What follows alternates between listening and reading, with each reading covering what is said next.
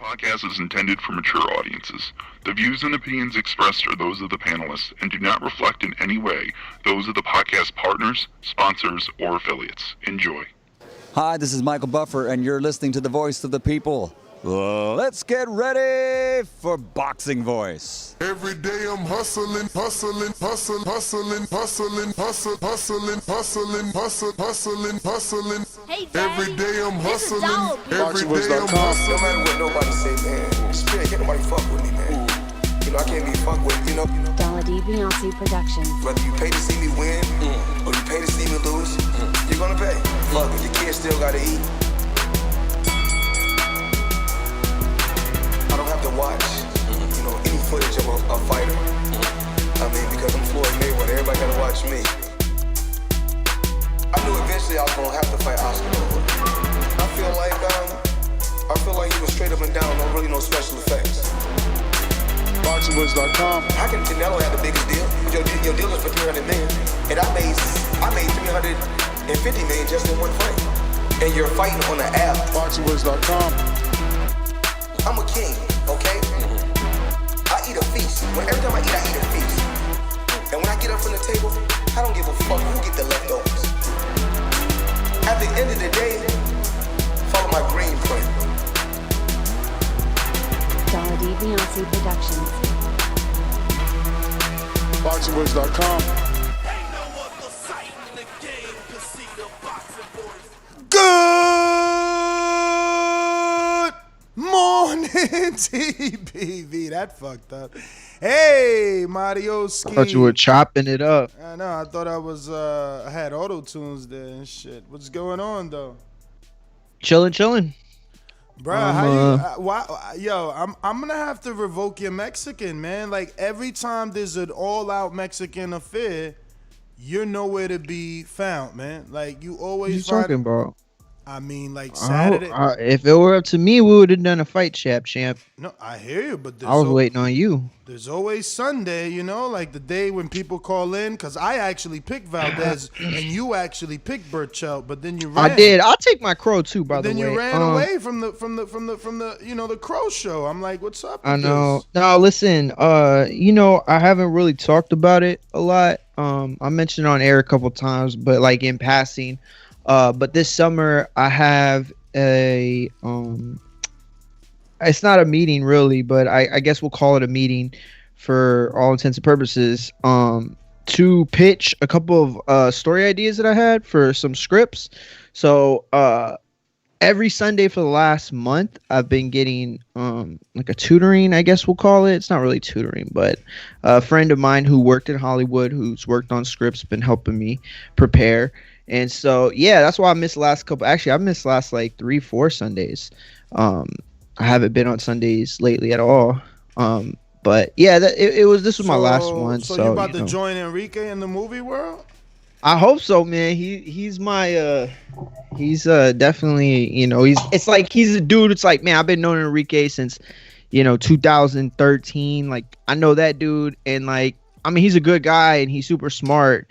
But it's like, if he could do it, I could do it. You know what I'm saying? It's kind of like one of those things. But, yeah, you know, we getting ready over here. We getting ready for that. We getting ready for Show Kid. We just getting ready for too many things to, you know, make it on Sunday sometimes. But I feel you, though. I feel you. It was like, I was excited. I was happy about it. You know what I mean? I don't care that I'm wrong. I cared that Saturday night I had fun. And so...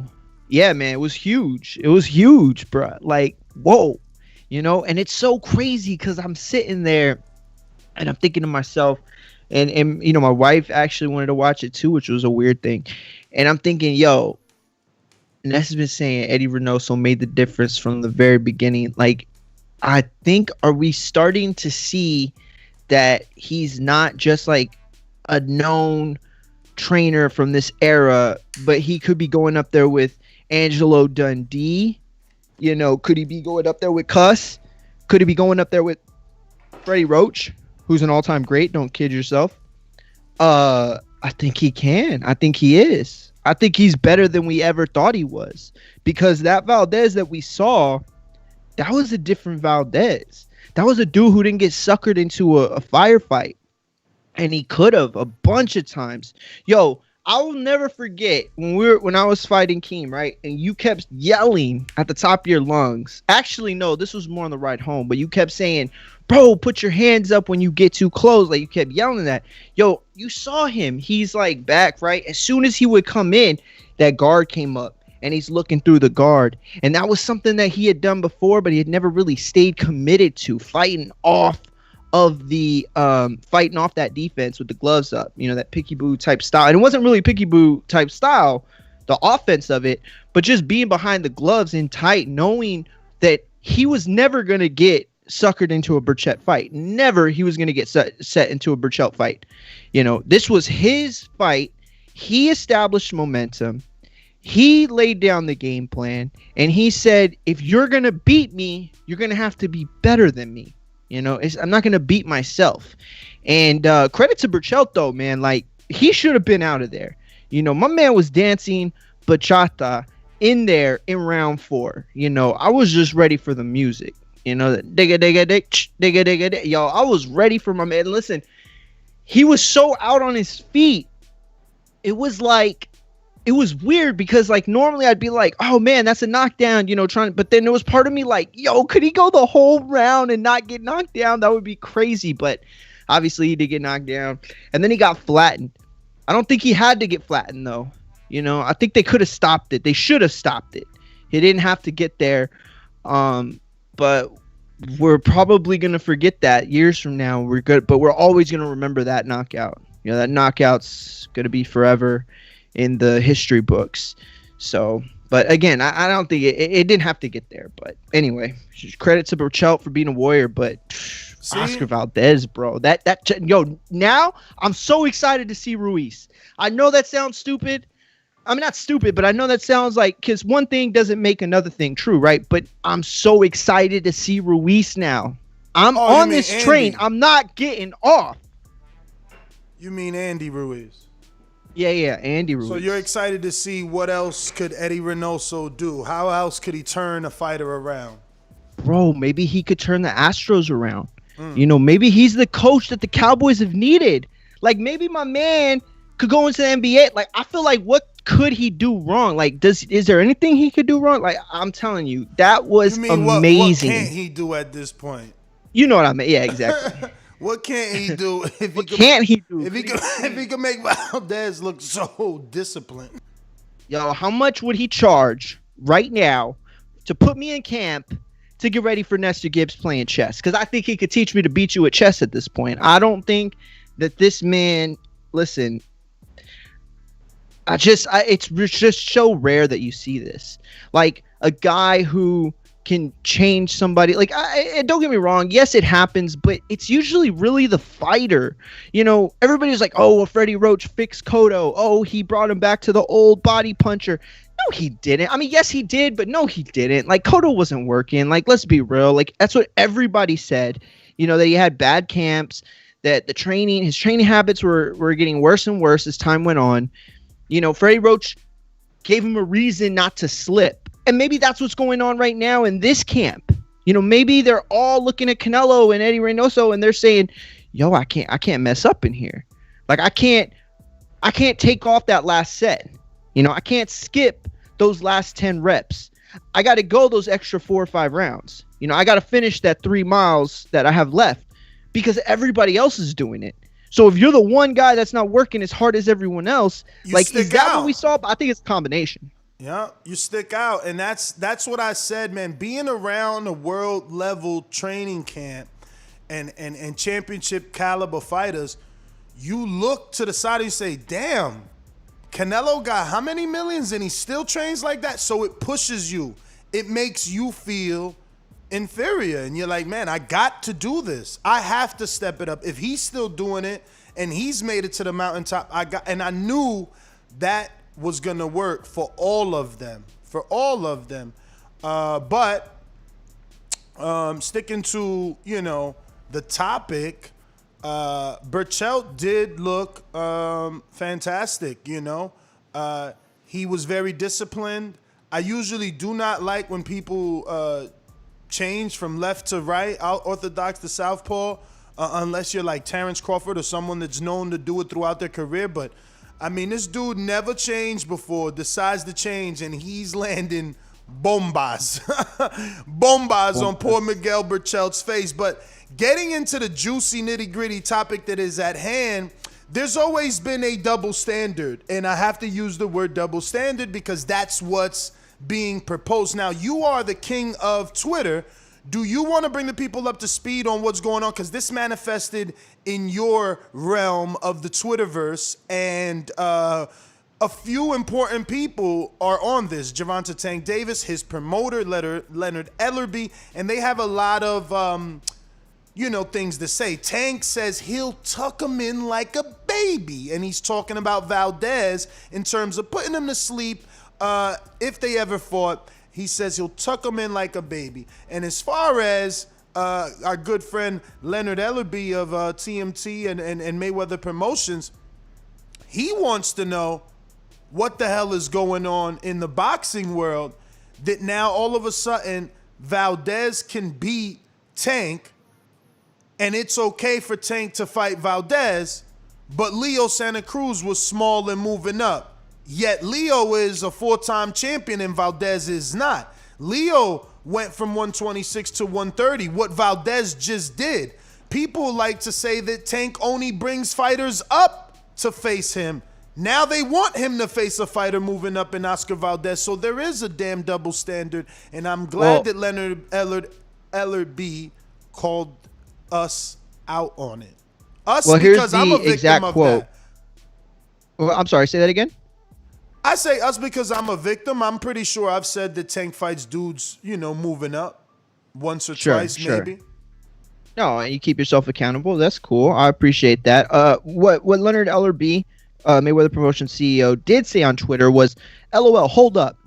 Leo is far more accomplished than Valdez, but he was too small, right?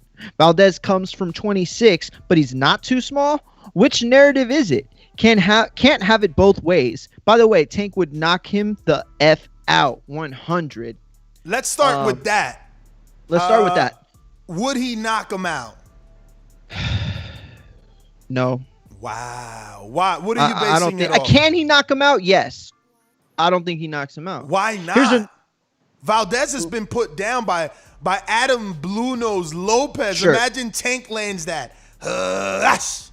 Well, I'm a firm believer in the more time somebody puts into their craft, the better that they are, right? So if we're going to hold Oscar Valdez to these things that have happened in the past and not also attribute what he's done in the in this last fight and made himself better and really looked different. Like, that's the thing about it, is he looked different. And here's the thing, he looked like that guy that had so much hype behind him, that was fighting on, the first few fights of the undercard back in 2013, 14, whatever. However, I mean, Valdez has been around for a long time now, and there's a lot of hype behind him. That's what he looks like. He looks like that guy who was supposed to look like a monster. Here's the thing, though, with Leonard Ellerbe saying, yo, Leo is more accomplished than Oscar Valdez. The problem is, okay, that's true, and that's fine.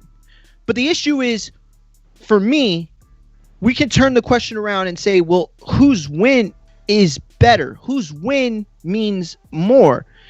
I think it's Oscar Valdez, because he was in a fight where he was supposed to lose. Tank was in a fight where he was supposed to win. So the fact that you want to compare, and contrast the pedigree of Oscar Valdez, which it stacks up pretty decent. He's not more decorated than Leo, but it's, there's a lot to say about the kid. You know what I'm saying? He's accomplished stuff, and after Saturday, he's accomplished a lot more. So I just think that it's a double standard. Yeah, I mean, hearing your argument, I mean, you're right. I can't debate the way you laid it out, right? Like, Tank was expected to win. There were people that didn't believe Valdez would win. Burchelt was considered way more of a monster than our good friend Oscar Valdez, rather Leo Santa Cruz, right? Leo Santa Cruz.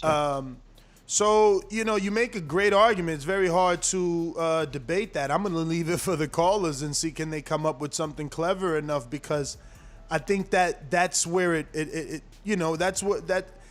always going to be a favorite. There's always going to be a favorite, but at the same time, it can be a close fight, and the people or the public can be torn on it. And I think that wasn't necessarily the case. Like, Burchelt was a pretty big favorite. I think when we checked the line, he was like 4-1, man. Yeah. So, I don't know. You make a good argument is all I can say, but that doesn't take away from the fact that Tank believes he'll tuck Valdez in, and I think I believe that. I think Valdez, yes, he got a great win over Burchelt, but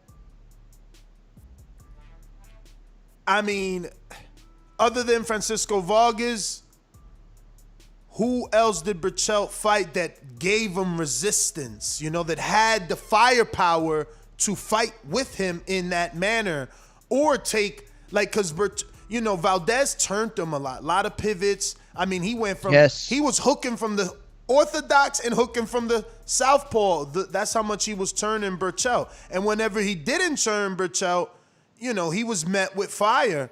So you had to be a puncher to win, a boxer puncher to beat a Burchelt. You can't just be, a boxer, because that's his job, is to wear you down, grind you down, But I don't know that I believe Tank could have done that. I mean, the way that Valdez hurt Burchelt in that 4th round, and again, I agree with you. I think they should have stopped it. His legs were all over the place. And just in comparison to Jack Reese giving Tyson Fury 20 seconds to get right, telling him to go to the left, go to the right, come to me, are you okay? This other referee, he said, shit, give me your gloves, wiped them on his shirt, fight. And said, go. It was like he was trying to send poor Burchelt out there to die versus stopping it.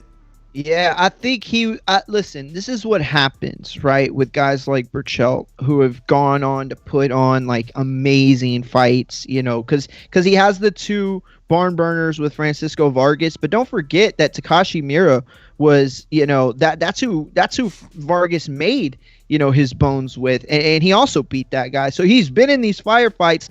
We know Burchelt's all action. Sometimes guys like that fall victim to their own reputation, and referees are afraid to, handle them the same way they'd handle anybody else, because they've seen in the past, well, this guy can take a punch. When you're a ref for a big-time fight like that, you know who's in front of you. You know what everybody's saying about these guys. You know what people are saying about this fight. And subconsciously or not, you develop this kind of predisposed understanding of what's supposed to happen. So then when you see some guy taking a bunch of punishment, you're like, well, that's what these guys, this is their niche. This is what they came to do. You know what I'm saying? But it's like one of those things where you got to use your best judgment. You know what I mean? I don't know. It was at one point he just wasn't missing. You know what I mean? He just wasn't missing Burchelt anymore. Exactly. And they never stopped it. Never even close. And Tank is known as a puncher. Oscar Valdez is not known as a knockout fighter. He is an explosive fighter. He will punch you and put all his might into it as if he's a puncher. But, he's not known the way Tank is known. I think Tank only has one dude that got away, right? No. I think it's like 24 and 23 knockouts or something like that. So Tank is the puncher. I don't know, man. I see Tank being able to handle Burchelt, especially after this. And, it's unfortunate. That's the way boxing is. Burchelt does something and someone else automatically gets credit as well. Because, yes, Valdez does something and then, someone else automatically credits it. Because, yes, watching Valdez beat on Burchelt like that, hell yeah, I think Tank can do it. I absolutely do, And even though, his last fight or the fight before last, he went 12 with Gamboa. He still got him out of there. My man shows that his power carries late, and it's Gamboa. Burchell is a monster in terms of punching power, but, he's never been in with the level of opposition of Gamboa, and we can't even see him doing what Gamboa did. I don't think any of us can see him jumping up in divisions and facing certain fighters that Gamboa has faced. You know what I mean? Like, how would Burchell do versus Devin Haney? Can he move up 5 pounds and fight Devin Haney and last 12? What is your opinion of that? You think he can move up and go 12 with Haney? I think he should have moved up already. I don't think he's as undersized for the class as most guys that move up for their first fight. He'd probably fit in really well right now. But I think the problem is that Haney's just like Burchell's tailor-made for a guy like Haney to look really good against, and you have to always give Burchell that fighting chance. But if we're talking Haney, then we're talking I think a stoppage. And it's hard because, look, he'll be in a position to stop him. I'll put it that way. Does Burchell hang on? Does he make it a fight? Like he did against Oscar Valdez? Possibly, but it's going to be much harder against a guy like Devin Haney with natural size at that division, the athletics and the strength too. So somebody to kind of match with him, I agree. Throughout 12. I think that's a very tough fight. For Burchell. I'm again watching the way that he took those Valdez punches. I don't think he can even make it. He looked very affected by those shots. Very. But Valdez looked phenomenal, which makes that fight with he and Tank a good one and a unification, if I'm not mistaken. Right? Like he's the super 130-pound champion Tank is, and that makes him the WBA champ, which means that Valdez, if he wanted, could unify with Tank at 130, and the number one hasn't been called as a mandatory in Shakur Stevens, so Oscar Valdez would obviously have plenty of time to make a big fight with Tank. Now, usually you throw Tank in the mix with these names and it's a big fight. Is Valdez versus Tank any bigger than Leo versus Tank was? Does it do more than 225,000 pay-per-views? Is it received any better than Leo was? But it looks like we got our first guest. Slightly early. Thomas Matisse, what's going on, champ? I'm happy to have you on the show. Good morning. What's going on? Yeah, man. So I was excited to get you on because I hear you're moving down in weight, right? Yeah, possibly. Yeah, that's what I'm working on. Yeah, for sure. So you were campaigning at 135 and you're thinking of going down to the 130-pound division, which is the division we're discussing. Big fight took place over the weekend. Was it big for you? Was Valdez versus Burchell big for you? I can really say it was big for me. I for sure didn't catch it. I ended up missing it because I was watching. Of course, my boys was fighting Robert Easter and so I was watching the boxing on Showtime. I missed the fights, but I for sure seen the highlight. And he looked very impressive though. It looked very good. Now, this is the division you're planning on going down to. Do you think you can hang with the current champion now, Oscar Valdez? He's a guy moving up. You're a guy moving down. Would you be considering yourself bigger than these men in this division, or you think it'll still be fairly even? Absolutely. I figure. Of course, I'll be bigger. Size-wise, height-wise, reach-wise, etc. I wouldn't say that I just clean through the guy just because they smaller. Still a fight. Everybody got a chance as a fighter. Everybody got a puncher's chance. But I feel like I can do some serious damage down there. I feel like I got I can do some real work down there. I can get some titles down there, and then go back to the 35 and finish off up there. Have they mentioned any time frame when you might be back? As of right now, no. I'm fighting on my manager's card this Saturday, and then we gonna see what's up from there. So, do you have a contracted weight limit for this fight? Yeah, I think the fight at 33 or 32. Okay. So you're gonna make that's smart. You're that's gonna make really the smart. the gradual step down. I like that. That's intelligent. That's kind of like what Danny Garcia did on his way to 47. And it's kind of like AB should have done, on his way to 140. I thought at least. Yeah. So that's what it is. So, I mean, I weighed in my last 2 fights on Showbox. I weighed in both of them fights at 133. So this fight, 33, 32, and then after the fight, we'd discuss. I discuss with my manager or whatever, and we'd see, what we can do or where we can fit in at down there. Now, has there been any interest from Showtime to have you back on Showbox as a 130 pounder? Nah, don't. Nobody knows that the objective is to move down besides me and my manager. And me. So, yeah. But yeah, so now we keep it under the radar, but we gonna pop out. We're looking for the big fights for sure. So being from Cleveland, Ohio, man, a lot of good fighters come out of there. Like you said, you was watching your boy Robert Easter. What did you think of his performance versus Martin? He looked great. He looked beautiful. He was popping his jab. He did everything we worked on in camp. Everything we did in camp, he executed in the fight. He ain't fight. He like me. He liked to fight. So he stayed long for once, and he looked good. Wait a minute. So you was in camp with Robert? Yeah, I did about three camps with Robert. I inspired Robert, Adrian, all them guys. Yeah. No, but you was in camp specifically for this fight, though. So you was in Florida? Yeah. I was down there. Yeah. Oh wow. Okay. When'd you go back?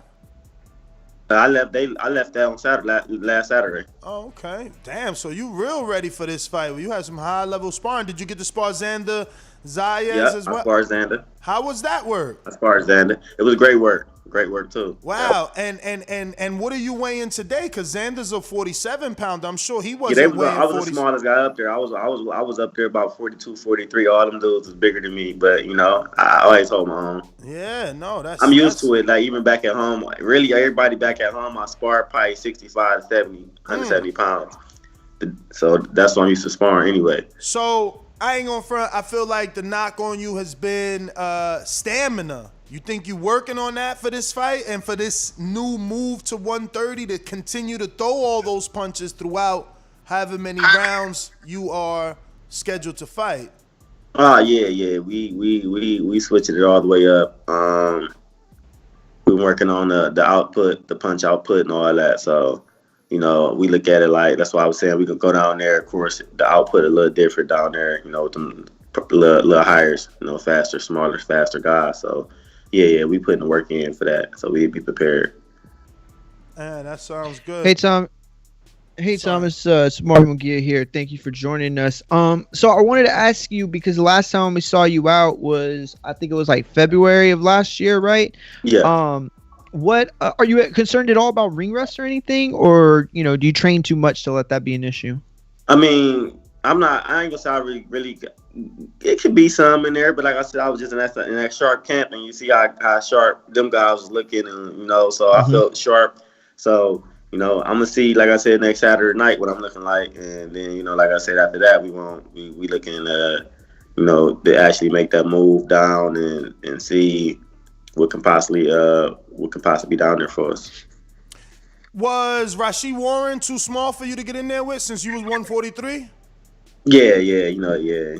I mean, he's a dog, you probably would have got in there, but everybody had their own sparring, so I pretty much just sparred with everybody. I was pretty much sparred with everybody that was down there except Rashid Warren and Dazn, one of the other fighters, Adrian's other fighters. So who's your trainer? How'd you get invited down there? Just because you're friends with Robert? I mean, how? Yeah, Rob, my boy. So Okay, his pops called me up. Like, hey man, we need you to come down to camp. that's Cause like great. I said, this is like my third, maybe my fourth camp. I went down. I was in camp with him before he won the belt. When he won the belt, so yeah. That's great, man. We were just having that discussion about a fighter being around a lot of world champions. And I like to believe that, hypothetically for you, you got down there and Robert's a former world champion, Broner's a 4-time world champion, East Warren also is a one-time champion or a two-time. So, you get amongst them dudes, and if you see them running 3 miles and you getting tired, I like to believe Thomas Matisse is also going to run and catch up to them to finish those 3 miles because you want to be competitive amongst your peers. And that's For what we sure. said about Valdez being in that camp with Eddie Reynoso and Canelo and Ryan and Andy. It's like he's amongst all these champions. He's forced to work better. Is that true? When you were down there in Florida with Xander and Broner, did you feel forced to do more rounds on the bag because Xander was still going or Broner was still working? Or am I making this up in my head? No, that's facts. I mean, it's more. I really say me. I just got a work ethic. So a lot of time we did like a circuit. It was a big circuit, and after the big circuit, pretty much the other guys will probably be done. I still do like my ad work and jump rope and stuff like that. But no, it actually elevated me. Like every time I told them that, like I go to the camp because back home, like it's very, boxing back home really in Cleveland is watered down. There's no sparring. It ain't it. So like. The thing it was down there. It was funny because I went down before I went to camp with them. I was in San Antonio with Mario Barros. I was up there for like 2 days. Now I wasn't sparring him or nothing like that, but I was in the gym with him. We was training together, whatever. Okay. But then I left, and they called me while I was out there, and then I left and went to their camp from there to Florida. But to get long story short, what I was saying was when I went there to Florida and went to camp with them, and then it was like when I came home, I knew the sparring ain't good. So at first I said I wasn't gonna spar. I was like, I'm a spar. So when I sparred, everybody was shocked. Like, man, you looking like the old Jew. Like, you looking crazy sharp. But I'm like, man, that was just being around that top-notch work. The iron sharper iron. Like, back here, I'm sparring with all this bull. It's like, I ain't got to do this, do that. So, yeah, that played a big part, though, just going to camp. That's good to hear. That's funny that you say that because, I mean, Ohio has such a, like the resume of fighters that have come through there, and they're all workers, you know what I'm saying? Mm-hmm. So it's like, it's crazy to hear you say, the sparring's not there, but a lot of those guys, they go elsewhere too. Yeah, they so relocate. I get man. that. Everybody. Yeah, they relocate. Yep. Yeah. But real quick. Been... How you doing? What's up? What's up, Francis? What's here up? from Canada. Francis What's going on? How you doing? Hey, listen, brother. I just want to know, how was it just working alongside Mario Barros in the gym? Give us a little insight of how that was like. It was great, man. That dude is huge for 140. When I seen him and I was standing next to him, I'm like, but I didn't know it was him. I had walked in the gym. I was checking out the gym because I was possibly planning on moving out of Cleveland. So I had went to San Antonio. So he was up there because my people stay up there. And then, I was just moving. I was gonna go to Vegas from there, just checking places out. So I just happened to stop in the gym. He was in there. And yeah, what's going on, Mario Barros? And I ain't know him at the time. Then I looked, I'm like, oh, okay, this is such and such. So then we get to hit the bags, we working out, we talking, and we politicking. Man, dude was working. He worked hard too. He worked hard. Now, of course, up there, he don't train up there. He trains in Cali, but that's his hometown. So, but yeah, dude, work ethic was crazy. He was getting ready. He actually left that following day and went to Cali after that. Yo, so. Oh my God, this is a great interview because just yesterday's show, we was talking about the fact that Showtime either's gonna throw Broner at Regis or Mario Barrios. And I'm like, Barrios might have an opportunity there. I know you ain't get to see him spar yet, but he lets them hands go. And like you said, he's big. Tall as hell too.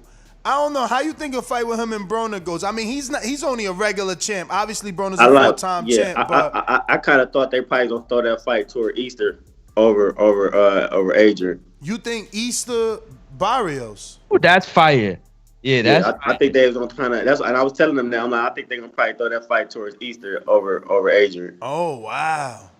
I ain't even think of Never that. thought about that. Yep. I I ain't never even think thought of about that. that. That's fight. That's a good action fight. When you think That- about it, size while. No, that's a tough fight. I think it's tougher for Barrios than the Broner fight because Broner doesn't throw as much. You know, if Easter uses the length and range the way that he did in his last fight, he's a problem for anybody because that's always been his knock. You know, he gets too low and he gives up his height and range. He ain't gonna have that advantage in that fight, but he can still use it.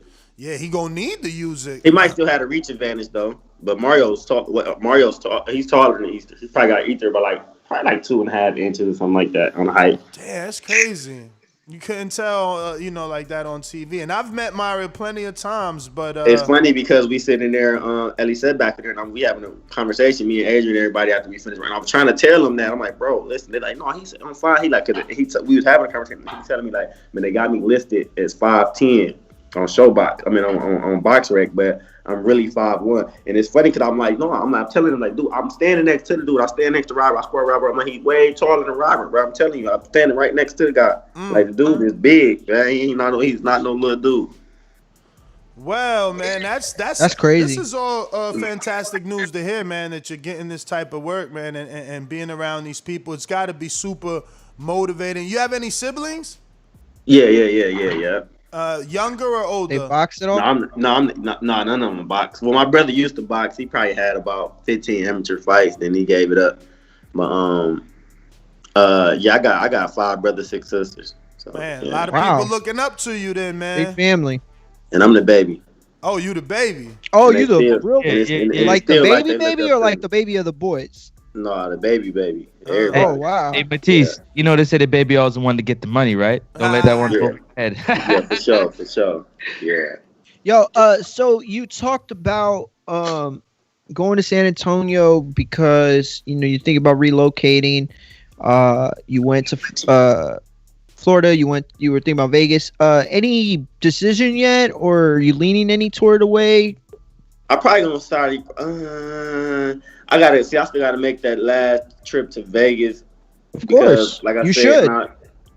Because don't get me wrong, I got a connection with Vegas because of Kenny Porter, but I'm still reconsidering that. I got a nice connection with Mickey Bay out there too, so I want to just go out there and see what things like first, before I make a final decision to what's best for me. Either camp would That's be smart. marvelous, man. Either camp because I mean. But I honestly, they like where they top me in, so I might end up, even if I'm still gonna move away from Cleveland. I don't care if it ain't really for the box no more, just to get away. It's a lot going on up here, but I might end up just messing with the Adrian Kent with Easter and them. I ain't sure yet, but I'm trying to figure everything else out. I wanted to ask, was that your first time in Florida, or have you been down there before for camp? Yeah, I've been down there before with camp with Devin Alexander. Okay. I think we even like West Palm Beach or something like that. Yeah. We've been to that gym. We actually held an event in Kevin's gym. He moved from there now. Oh, he did? Yeah, he's in West Palm, but he got a new gym. Yeah, matter of fact, Devin finna go to camp right now with Mike, right at the Sweatbox where we just came from, right in Florida. With Stafford? With Mike Stafford? Yeah, him and Roy Jones. Oh, finna wow. train, Him and Roy? Wow. Yeah. That's good. Yo, That's that's man. They asked Pretty me to come crazy. back down. I told them I see what's going on. oh Yeah. man, that's what's Hey. up, bro. That looks good, man. Handle your business on Saturday, and seems like you're gonna have some opportunities. Yeah, man. Yeah. I got two quick questions. Matisse, I just wanted to let us know what would be your pre-fight music that you would listen to before you get into the ring? Do you like it to be up tempo or low tempo based on your mood? When I'm getting to the ring, I'll be listening to some like hype stuff. Probably, some what they call it, drill music. Probably some Dirk or something like drill, that, or something like that. But like when I'm running, I like this. My favorite artist was Drake. I can just throw Drake on shuffle and just run.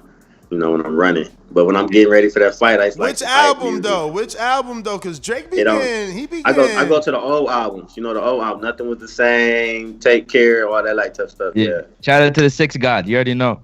Yeah. You know, my next question is what would be your pre-fight meal and your post-fight guilty pleasure? Like when I get out the ring, I got to have it.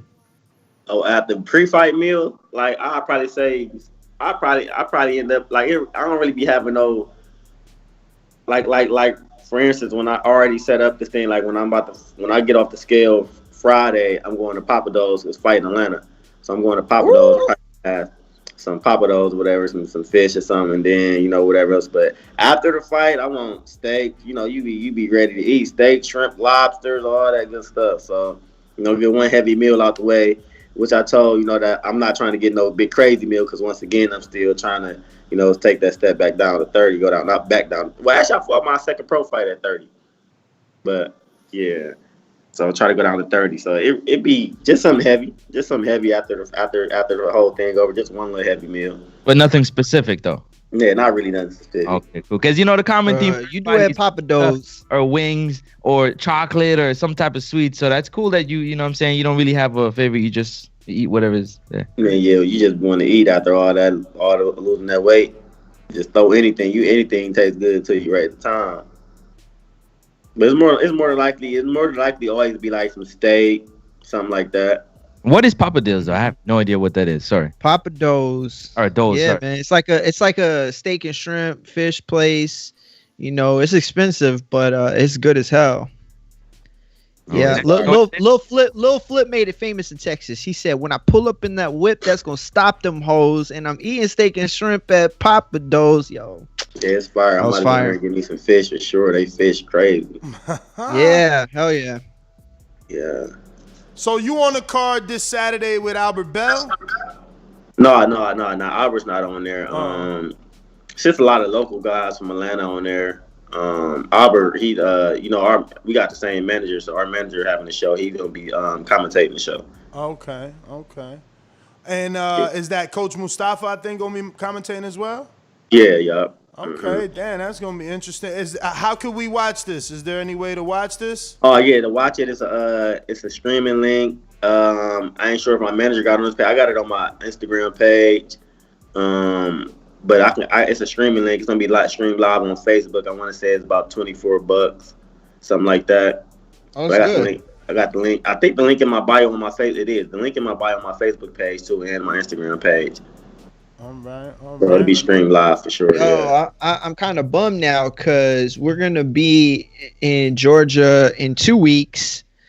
So yeah, man, it sucks. If we could have lined up, it would have been perfect. But it's all good. Yeah. Catch you on that next one.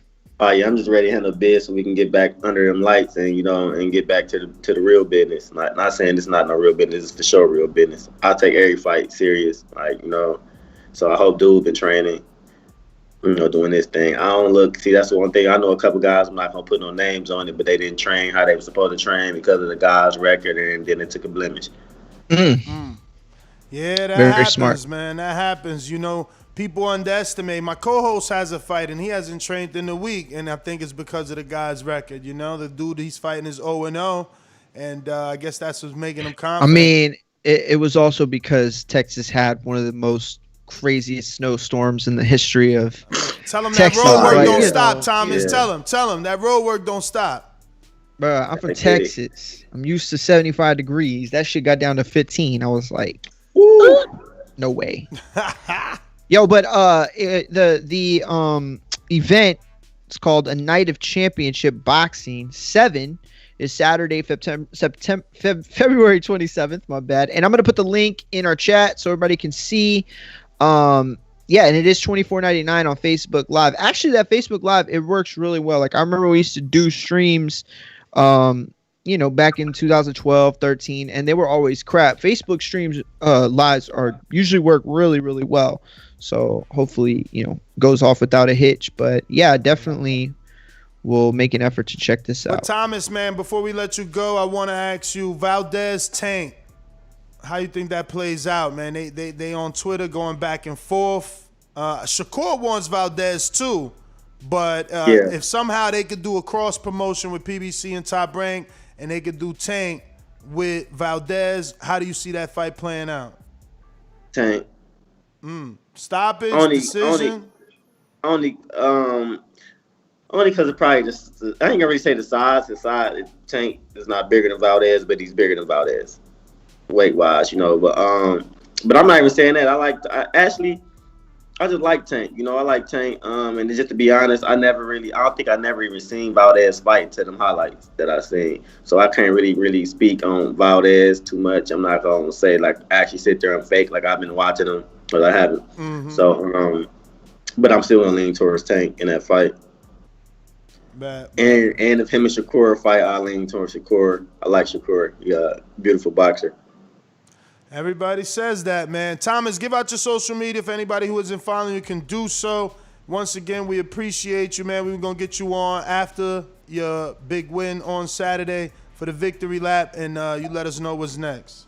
Oh, yeah, for sure. You can hit me up on Instagram at Thomas_Gunnerman_Matisse. That's on Instagram. And then the same thing on Facebook, Thomas Gunnerman Matisse.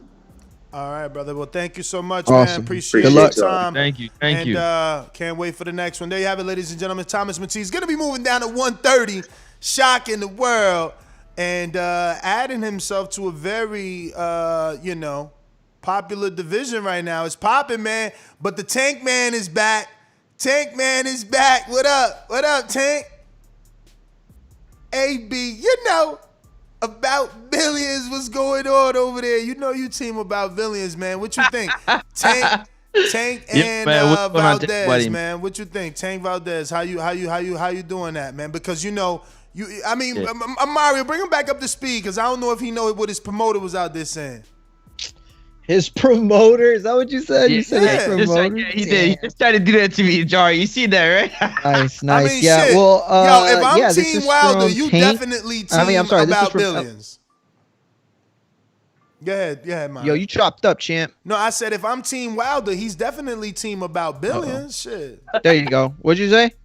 What the I didn't hear fuck? you. You chopped up. I said if I'm Team Wilder, well then Francis is definitely team about billions. And Mario is straight down the middle, like he always has been, even though he was unfairly given Whatever, the they call you UK. Manchester Mario, fam. They don't call me that no more. Either, side topic. because- Side topic. Have you guys Get seen that. the Mikey Garcia and Robert Garcia video? I gotta pull this shit up, bruv. Nah. What What is it? video? Insta or Twitter? What? No fucking way. Y'all haven't seen this? Let me find this shit real quick. Let me pull it up. Bruh, Mikey takes Robert for a ride in one of his cars. I don't know what car it is because I'm not a car guy. What? You broke It must be the Viper or the Lambo, one of them. He usually Bruh. take both of them to the track. Bruh, The here you Viper go. or the Here you Lambo? go. Let me put this on for y'all, man. Oh. Dan, you heard that monster? Oh my goodness. To be rich. What it is to be rich. Let's see how He we hit the track all the time. You never hit the track before? I'm gonna refresh it. Boom. Refresh. I hope it don't size down and do size down. That you never hit the track before with a car? Yeah. Yes, hey! Slow down, man. Come on. Hey! No chingas, man. Serious, Mike. Hey, I'm in front of me. Ah, look at his teeth, y'all. Hey, you fucking. Hey, wait. Yo, wait for it. Come on. Don't do this, Mike. Hey. Mike. Please, Mike, please. Mike, stop. That's so messed up. They did that to Yo, me. he literally said, "We gonna And fucking they flip published over." He said, "Yo, we Oh, gonna man. fucking flip over, Mike." And Mikey's still killing it, dog. That's to be Put the young. pedal to the metal. To be young, man. To be young, bro. He's like, yo, pinche Mike. Bro. I love Robert, man. I mean, that dude has gained my loyalty for the rest of his life, dog. After that Brona McDonough shit, he showed he's real straight up, man. It's great. He's a great guy, and he's hilarious. Hey, Mike, slow down. Hey, Mike, we gonna flip him. Mike. He like, pinche Mike. Now that I heard it, well, because it was chopping up a little bit, but there was one part that sounds familiar. I think they cut the audio and they put it on this meme from some 90s like show that was about cars. I saw it, but I don't know. Look, I could be wrong, but it was a boxing thread, so I'm pretty sure that's what it was. And it sounded familiar. So, Yo. but I hadn't seen the video. That was hilarious. Mikey need to come back too, bro. I mean that Vargas fight is about to be a year. It's already been a year, hasn't it? No, it was March. We was in March in Texas together or something like that. No, it was February 29th. I remember now. Oh, so it's about to be a year next week. Dang. Or this Sunday. What up, Mikey? Word. Get in the ring and swing, man. Get in the ring and swing. You just said it. Oh, to be rich. Yo, listen, man. If you coming to Border Wars, it's gonna be in Northport, Florida. It's a fantastic card, top to bottom. It's one of our biggest promotions. We got Marvin from Marvin from Florida, Marvin from Dallas. Excuse me, the Tank Furman taking on Keen from Florida. We got For Sure Fire D also from Dallas taking on Alexis Guillermo. Where's Alexis from? I don't remember that. He didn't tell me. I don't remember. Then we got Mario also from Texas. He's taking on Show Kid from Connecticut. Karma Surge taking on Chris Vega. Chris is a two-time Border Wars fighter, and Chris needs help with his third time, man. So if you want to see an action-packed fight, remember that Chris won fighter of the fight of the night because of all the punches he and Matt threw, and obviously he got the win. We need to get a little rally together. He needs about $600. So far, we've been able to collect 150. So anyone interested and making sure maybe you can't come and you just want to make sure the event kicks off, this is exactly how we can use that $25 that you want to donate. You know, $50 you want to donate, the whole $450 if you want to donate, just to make sure that he gets there and he gets this fight with Karma Surge. Now, Karma Surge is a 3-time street beef fighter. So he's 3-0 in street beefs. He's used to fighting with 10, 12-ounce gloves and no headgear. So this is a dude that's coming to kick some behind, man. And, you can help this fight happen, once again, by joining the few other community members that have already donated to make sure it goes down. We got Corey taking on Karma Surge's friend and also street beefs fighter, El Matador. He's going to be taking on Corey from Beaumont, Texas. Corey is self-proclaimed pound for pound number 1. And your favorite fighter, you just don't know it yet. He says he's going to beat Matador, and that's why they've put a bet on it to cover their expenses. We have Jordan from Florida taking on Twin from Florida out of Orlando. So Jordan in that, South Gulf area, and going to be taking on someone across the state line. Or not state line, but across the state. You know what I mean? In Twin from Orlando. And then we got a big fight. I mean, I think they saying this should be the co-main event. We got Ant, who I want to say is what? He beat Eric Garcia. He beat Eric Cruz. And then he lost to Marvin. Marvin. So then he is 2-1. He didn't have another one in there? I don't think so. So it's going to be his fourth fight He then, was right? supposed to get Mario, Mario, that was the one Mario caught a panic attack. After that, he's been back. Mario, the panic. Mario, you think you ready to give him that fight, or you still got to build up to it? And don't rush this answer. I still got to build up. Yeah, man, don't rush that answer. Listen, Jack. I talked to Marvin the other day, and I told him, and I say it here, to be honest with you, like I think that dude is better than most people know. Who I is think that dude? Ant. Oh. I think Ant's better than most people realize. I think athletically, even if he's limited in some places, he's a really gifted athlete. He can kind of like fake the part. And now that might sound like a diss. I know that sounds weird to say, but at this level, you could get away with that and beat a lot of people, especially people that you're already better than. You know what I'm saying? So, I don't know. I think if he were to be able to like string together some, back to back appearances, and get some fights and have people step up to the plate, I think he'd show that he's probably in the top 5 pound for pound. I think he's already in the top 5. I mean, there you go. But it ain't my job. He lost to Marvin though, so he can't be in the top of anything. He's coming off a loss. Hard to be in the top of anything. I feel you, and you're not wrong, but I mean Marvin, I don't know. I mean, he's better than. I mean, Who on the pound for pound list is better than Marvin? You got Mitty. I mean, Marvin right now is Tyson Fury. You got your biggest win and you're running from the rematch. Or your Tiafimo. I don't know about that either, Chad. Listen. Here's the what problem. You mean? Hold on. Let Francis in. Explain. What you mean? No, you didn't let Mario explain. Mario, explain. But you jumped in. Don't just agree with Mario. Go ahead, Mario. Go ahead. So listen. You could say what you want, but look, you want to talk about what his biggest win is? His biggest win is he looks better than everybody. He made his transition better than everybody. He is the key. So we talking fat loss or skill? Hold on. Yeah, but see, that's the problem. Is they go hand in hand for Border Wars. You know, if we were talking about the WBC rankings, having a fat camper looking better. I mean, you don't get patted on the back for being a top athlete. For Border Wars, though, when you have a transformation where you can look like Tank does from like 3-4 years ago, and look at the way he looks to now.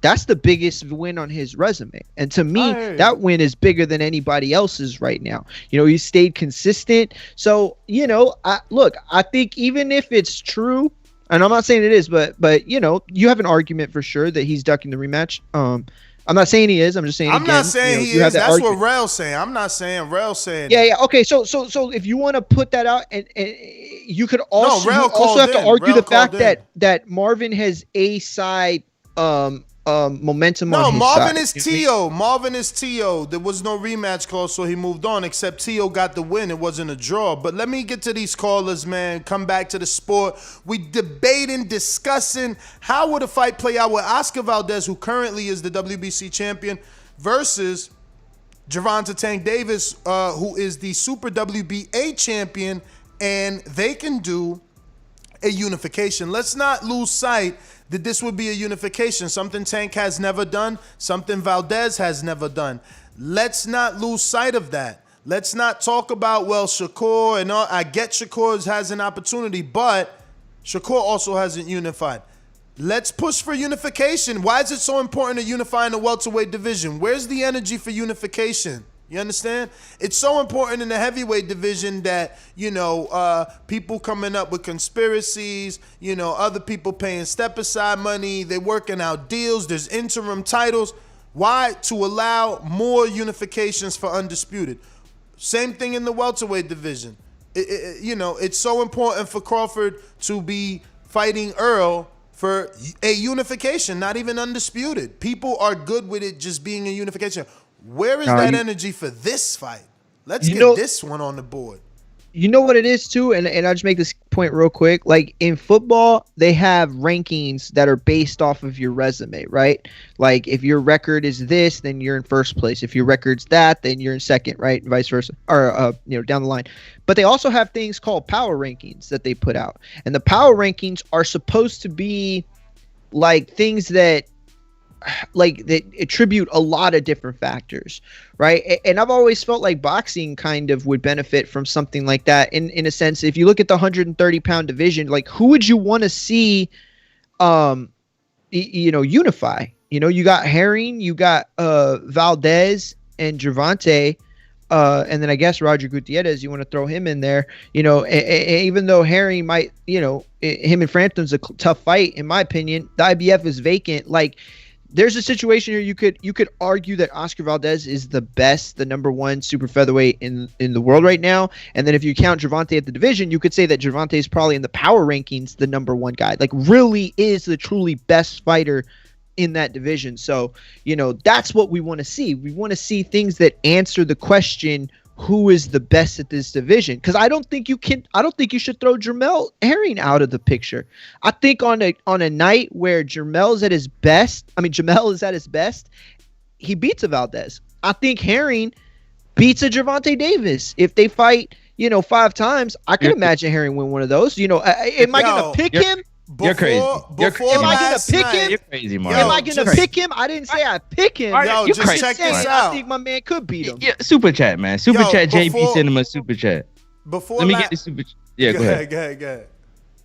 All right, JB Cinema super chat that says, "Good morning, fam." And new. Where are all those people in the comments that said I made a dumb ass bet? Laugh out loud. 2,500 on the bank, baby. Yeah, then he bet like 400 Or something like that. Yeah. Made 2,500, man. Shit. I I don't have was those type of nasty. balls, man. I talked about that yesterday. Some other dude also did a big super chat because Oh, yeah, I got them. he put 1,000 down on Valdez and made 4. Yeah, I'm about that. Like when you listen, man, when you know. Like honestly, I was waving back. I almost made 10 racks off the weekend, man, because of just Brazil Almost lost. ain't good enough, man. Almost ain't good enough, man. Obviously, man, when you Almost won, ain't good enough, man. when you 3 or 4 away from when you won, it hurts, man. When you won, like one pick, of course, But shout out to you. You can't. So what's the most you've ever done in your life? Real quick before we go to the phone call. Bruh, I bet big on roulette, right? And I lost 4,000 and I never gambled again. I've been gambling with child in boxing, but I stay very disciplined. I can't bet like that no more. That shit don't feel good to lose. It feels great to win. But then you just like, yo, that drive home or whatever time it takes to forget, man, that you lost all that money is difficult for me. I don't like that shit. I don't like it at all. Ohio runs boxing with a super chat that says, "Let's go, Thomas Matisse." Yeah, Matisse was on the show. Yo, I don't think, dude, we didn't read any of those other super chats. Ja the Real said Valdez after fighting Tank. And then he put a zany face and a sleeping face emoji with a baby bottle. That was from Ja the Real earlier, which I remember we did not get to. Salvador Asensio, I think is how you say it. Yes. Asensio says, Ness, if that ever happens, we need to bet. I have Oscar over Tank. 500 to 1,000. He's willing to bet Oscar over Tank. Whoa, champ. I hope you get in odds when you put that money on the line because you deserve it. One more from JB Cinema. But they did say, let's say that there are, Oh, you read that one. My bad. Yeah, I just saw it right now. Just for the people that are, probably listening, they're like, oh, this guy bet 1,000. This one bet 4. I don't believe him. Well, the telecast did say a lot of money came in on Valdez late. And very late. Yes, very, very late. Yep. I didn't hear it, but everybody on Twitter was putting it, and they were all showing that they were part of that, resurgence. When you think about the plus money and think about the fight, you crazy not to take the underdog in that fight, man. Be nuts. Out of your mind. Yo, Esteban. I didn't even look at the line, man. I didn't even look at the line to, it was Moore's house that told us that Burchett was such a favorite. Which is crazy because I was confident in my pick, man. I wasn't waffling. Usually I waffle. I wasn't waffling at all, man. It's funny because I swear, and please don't make this, don't misunderstand me to think I'm saying you're lying at all. I don't remember you ever saying you picked Burchett, but leading up to it, I could have sworn you were going to go with him. Like everything you said. And then when you did it on Thursday, you picked him. There was no waffle. I mean, you were like Valdez, like you had been ready. Like that shit was in your chamber, cocked and ready to go. So, it just threw me for a loop, but that was a great pick, champ. It's funny because I based my whole pick on Burchett being older and more worn from those Vargas battles and just his style of fighting. Yeah. And then when we did the show live, I found out that Valdez was a year older. And then I just still said it live, like, well, fuck it. He still looks older. Valdez looks fresher. To me, Burchett looks like he had a difficult life. I'm not fronting, man. He reminds me of like Maidana and shit. All the tattoos, the skin, like a little fucking worn. I mean, he's you're right. tough, you're man. right. He on that Salido shit. Like he's young, but it's over. It's old. You the way that you fight, it's not a lie. That phrase is true. Some people's styles takes years off their career, man. And to me, Burchett was an old 29. Well, and I also think it's worth noting that a lot of people that covered the weigh-in that were actually there said he looked disheveled. Our own Julio Garcia, who's a writer for theboxingvoice.com, has several articles right now on the website. He made a point in his piece that, he saw Burchell weigh in and immediately run to his water and to something else he had up on the stage as well. He couldn't wait to get it in his body. Valdez was much more, easy about it. Hey Mario, just to piggyback off of that, he had to hold on to his trainer to get on the scale.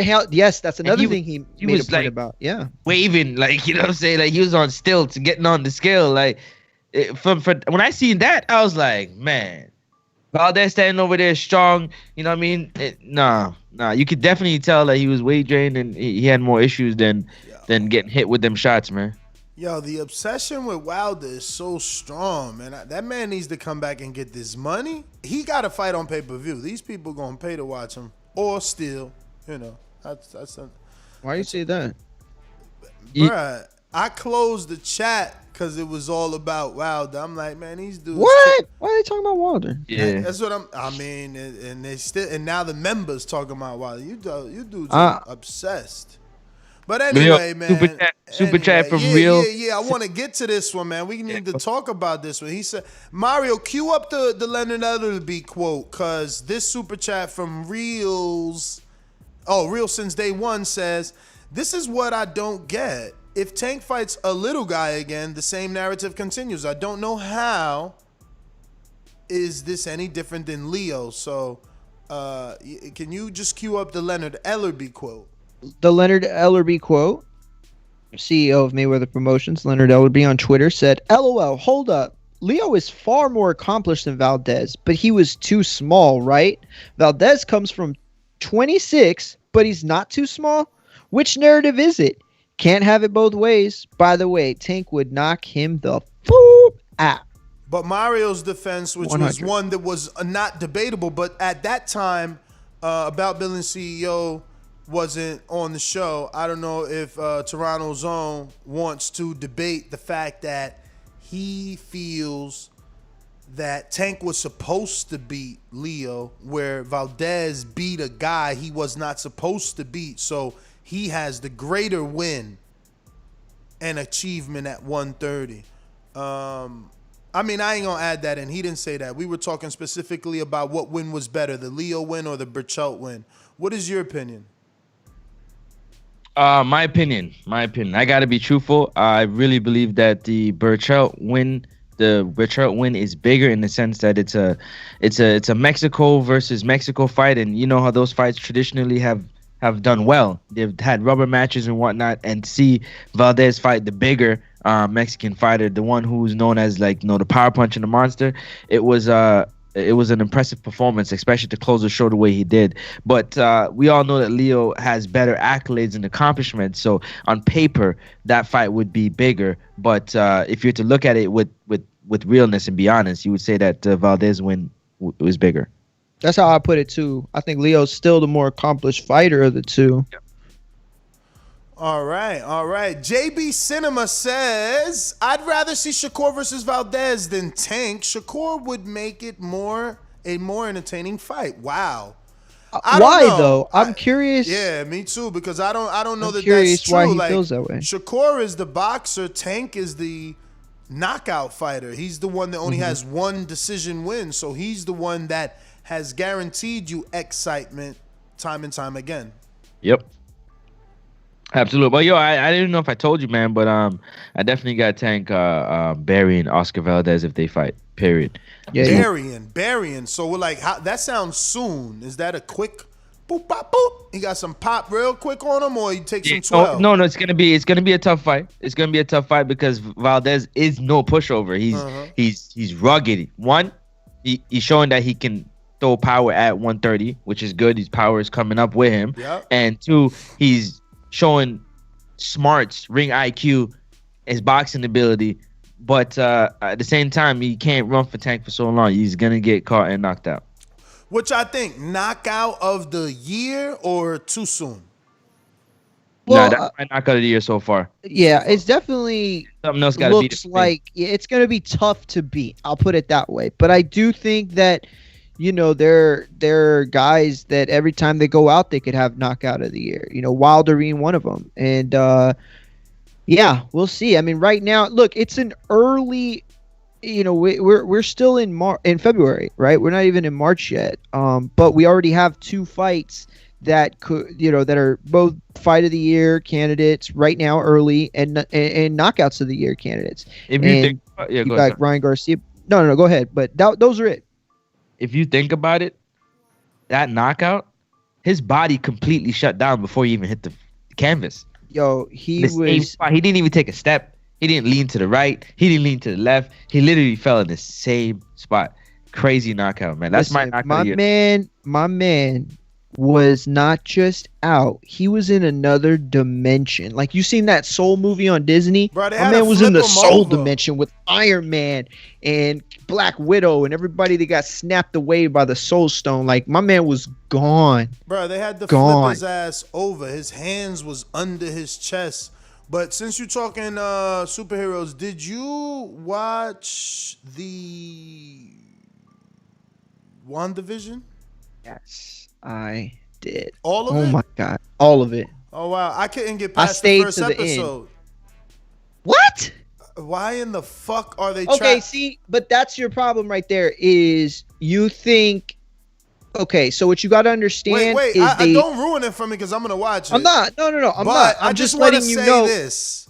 Why are they trapped in like I Love Lucy land or some shit? So corny. No. You're gonna see what it is. She's using her powers, and she's in a situation where I guess he's in some weird but think of it like this realm where they can exist and be happy, but it's.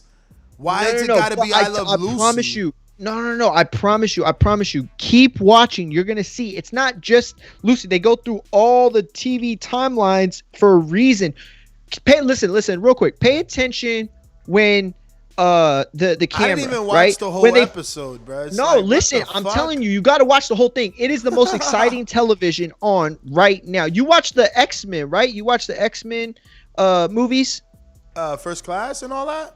Yeah, all of them. Yeah, or not all of them, but you've seen them all before, right? Yeah, hell yeah. Okay, so it's this big like crossover that they're trying to do with Spider-Man 3, right? And Doctor Strange, and it's all stemming from here. Listen, just watch when they go into TV mode and they take the black away, but then they're gonna go into cinema mode, and it's this long camera, right? I forgot it's like that 8 other millimeters. shit. Like that other shit is horrible too. It's like black and white. I can't deal with it. It's on purpose. It's on purpose. Yo, man. listen. This is like fourth and fifth wall broken. You're gonna love it. I promise you're gonna love it. You're gonna freak out. Nothing beats The Boys, man. Prime killed it with The Boys. The Boys is good. But nah, man. WandaVision the best TV right now. Did we get to JB Cinema, who said, to keep it simple, I think Shakur is more active. And with Valdez, I think they would make good dancing partners. We didn't get to that. I mean, I agree that Valdez is more active than Gervonta, but Gervonta Davis adds explosion when he explodes. When he reacts, it's usually a committing punch. You know, and when he commits, man. Boom, bombs, and that's man. what I'm saying. Valdez was throwing like 4 at Burchell. Yo, Gervonta Lange 2, like right hook, left back hook. It's a wrap, man. I don't think Burchell, based off the way he took those shots from my friend Valdez. No, I don't think that he can. Take that power of Tank, man. Crazy. No. And he said he got hit with a body shot that I seen that hurt him. Bertrand hit him with a body shot that had him folding up, and he had on the back foot. He started running a little bit. I don't know if you guys seen that shot. The ropes where he threw the hook. Like, it's just the way you take the punches. Not even so much the punches that was thrown, but how he took them. You know what I mean? I wish you didn't bring that up because now I'm going to have to say it. I'm going to be honest. Like, I take nothing from Valdez, but what the fuck? Like, Burchell just wasn't there that night. And I don't want to say he didn't show up because I'm not saying he didn't train. I'm not saying that. All I'm saying is that whatever issues are going on with his weight or any other things, because there's some other rumors that have been popping up on Twitter about But I don't know. I don't even want to say it because I don't Bro. know if it's true or not. But I just feel like his punches had nothing on him most of the time. He like, I mean, did you see that one moment when he was trying to close the distance so bad that like he flung himself into like southpaw, then back to orthodox and back to south? Yo, I thought he was gonna do a fucking 360. Like it was crazy. Like he would lost his mind, and his punches just didn't have that effect. But you're absolutely right. He landed that shot, just didn't do shit. Yo, shout out to Marcus. Ohio Runs Boxing says, "Did you see the Mortal Kombat trailer? We talked about that last week. Yeah, it looks freaking dope. Ness, did you see it? I did not. Man, you're a hater, bro. You gotta go watch it. You gotta watch the red band version, right? REDBAND. I remember That's the rated I R. started watching it, and then it's like they didn't even pay for one recognizable actor, so it's like I gotta go. I mean, but let's be real. At like least- Mortal Kombat, the original, who is a notable actor other than the chick from Billy Madison? Listen, and that didn't work back then, right? That was a good movie. What? But Mario, it didn't become what X-Men was or anything. Like those movies No, were that's capped true. out. Street Fighter and Mortal Kombat capped out.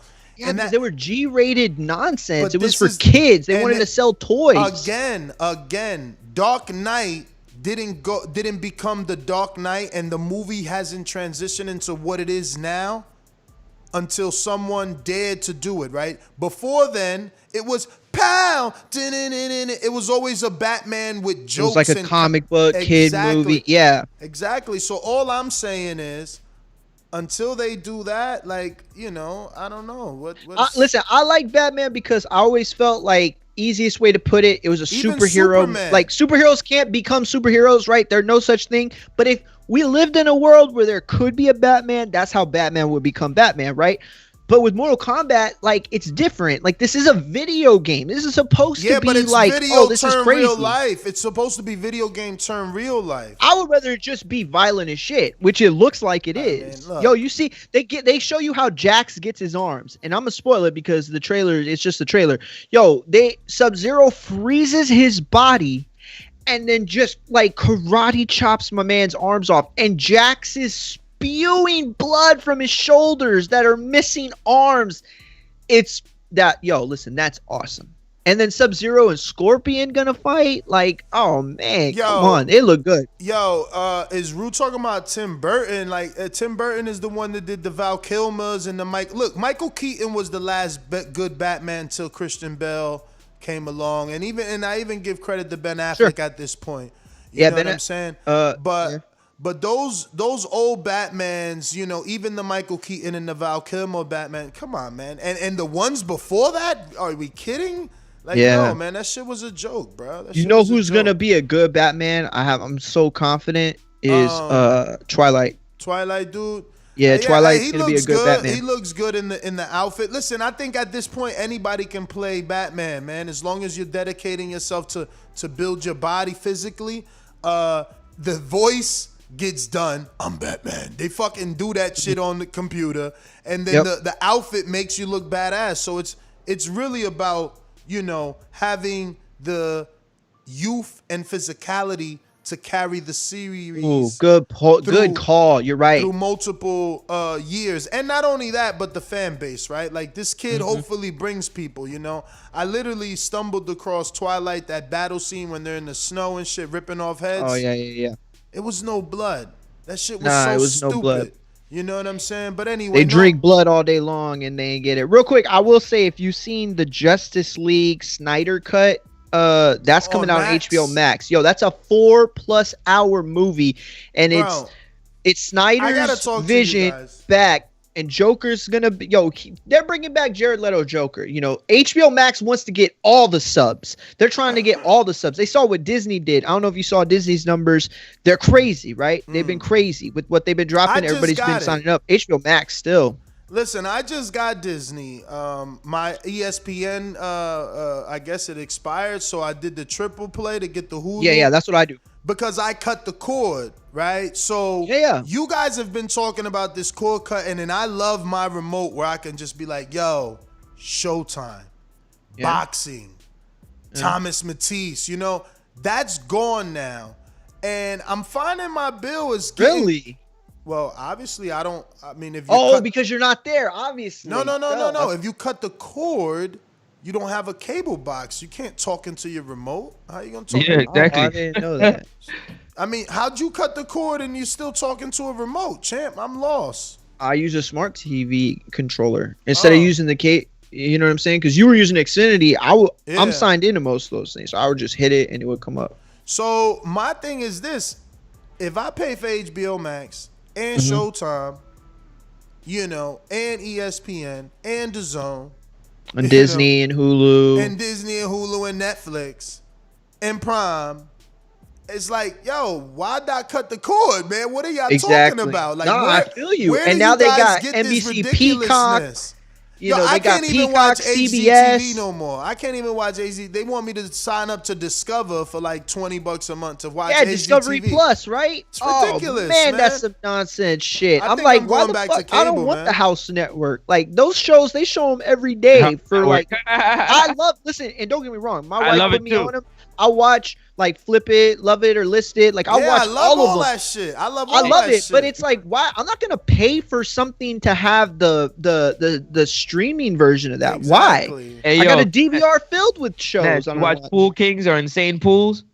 Nah. But I got to now. That's Is that the one with thing Vanilla is- Ice? the thing is No, really not that one. Not that one. one's This dope. one's this dude from Florida, man. This dude from Florida be building some super crazy Big-ass pools. rock granite pools. I don't want to bro. even look at it though, man, because I Gonna make already you sad. have been pool shopping, and it is no joke. If I get anywhere near outside what I already budgeted, I'm gonna be, you know, bankrupt. So nah. But let's get back to these super chats. We got No G in Dallas that says, so according to people that have tested positive from COVID in the past, they say it takes months for the body to recover 100%. Maybe that affected Burchell.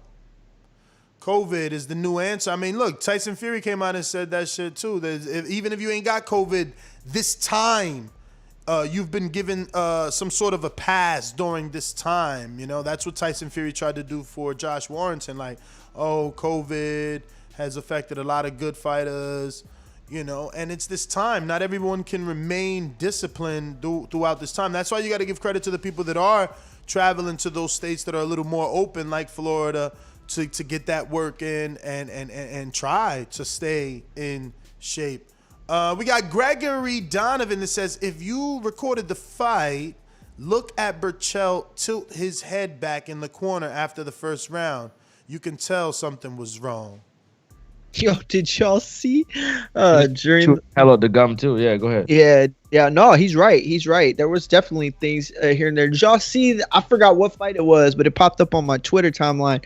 One of the coaches trying to drink water through his visor and he couldn't figure it out. He said, yeah, that was hilarious. That was funny. dead. I was dead.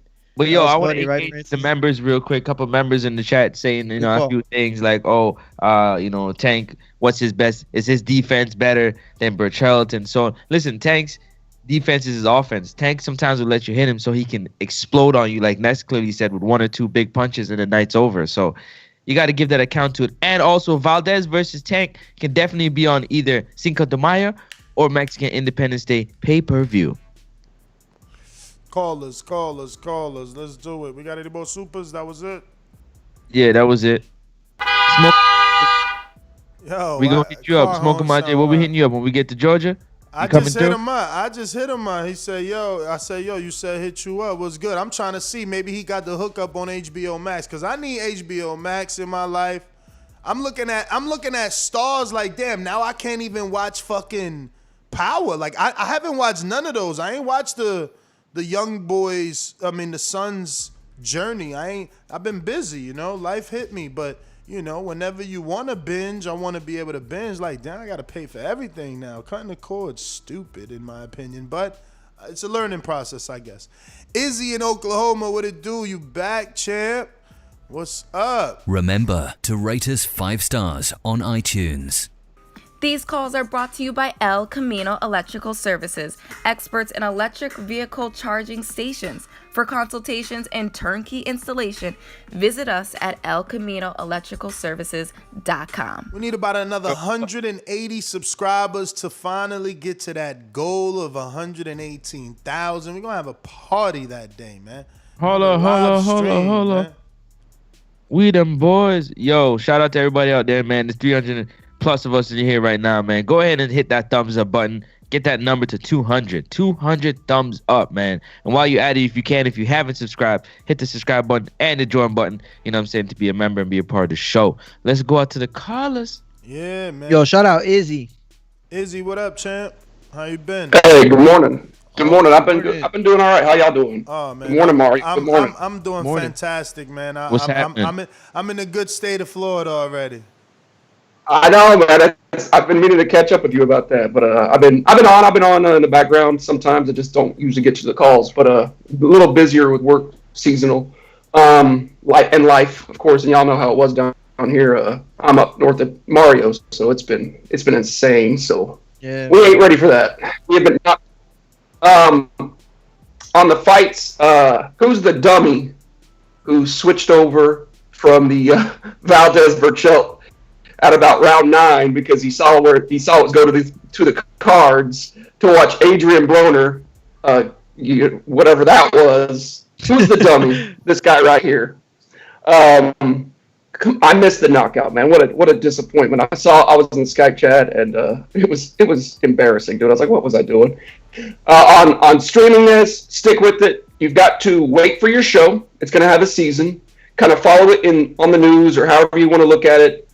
Just know when it's done. Then you buy that streaming service for a month. You could buy it. You cancel it the next day, and you'll have it for that month. You get all your show in. You can binge it in 1 or 2 days, and then you get the next one. That's how it works. It does save you money. I do one at a time. Netflix, Hulu. Well, Hulu's free for me, but whatever. But that's how it works. You just got to wait for your show to wrap up. You're not going to be able to watch it live unless you just happen to have it. And hey. Nice to hear y'all again. Good to hear from you, hey, man. Good to hear from you. Yo, right, that's smart though. I was gonna ask too, man. Are you gonna be able to make it this one, or is this the season you're missing? This will probably be the only one I plan to miss in 2021. But I got a Navy buddy bringing his family in from Wyoming of all places. So he's gonna be in for that week. So. I'll be supporting. I'm definitely going to look to support some of my guys from the sidelines. But yeah, I don't think I'll be able to make it. All right. Unfortunate. Always could count on you to give some fair judging and help guys out in the corner. Yeah.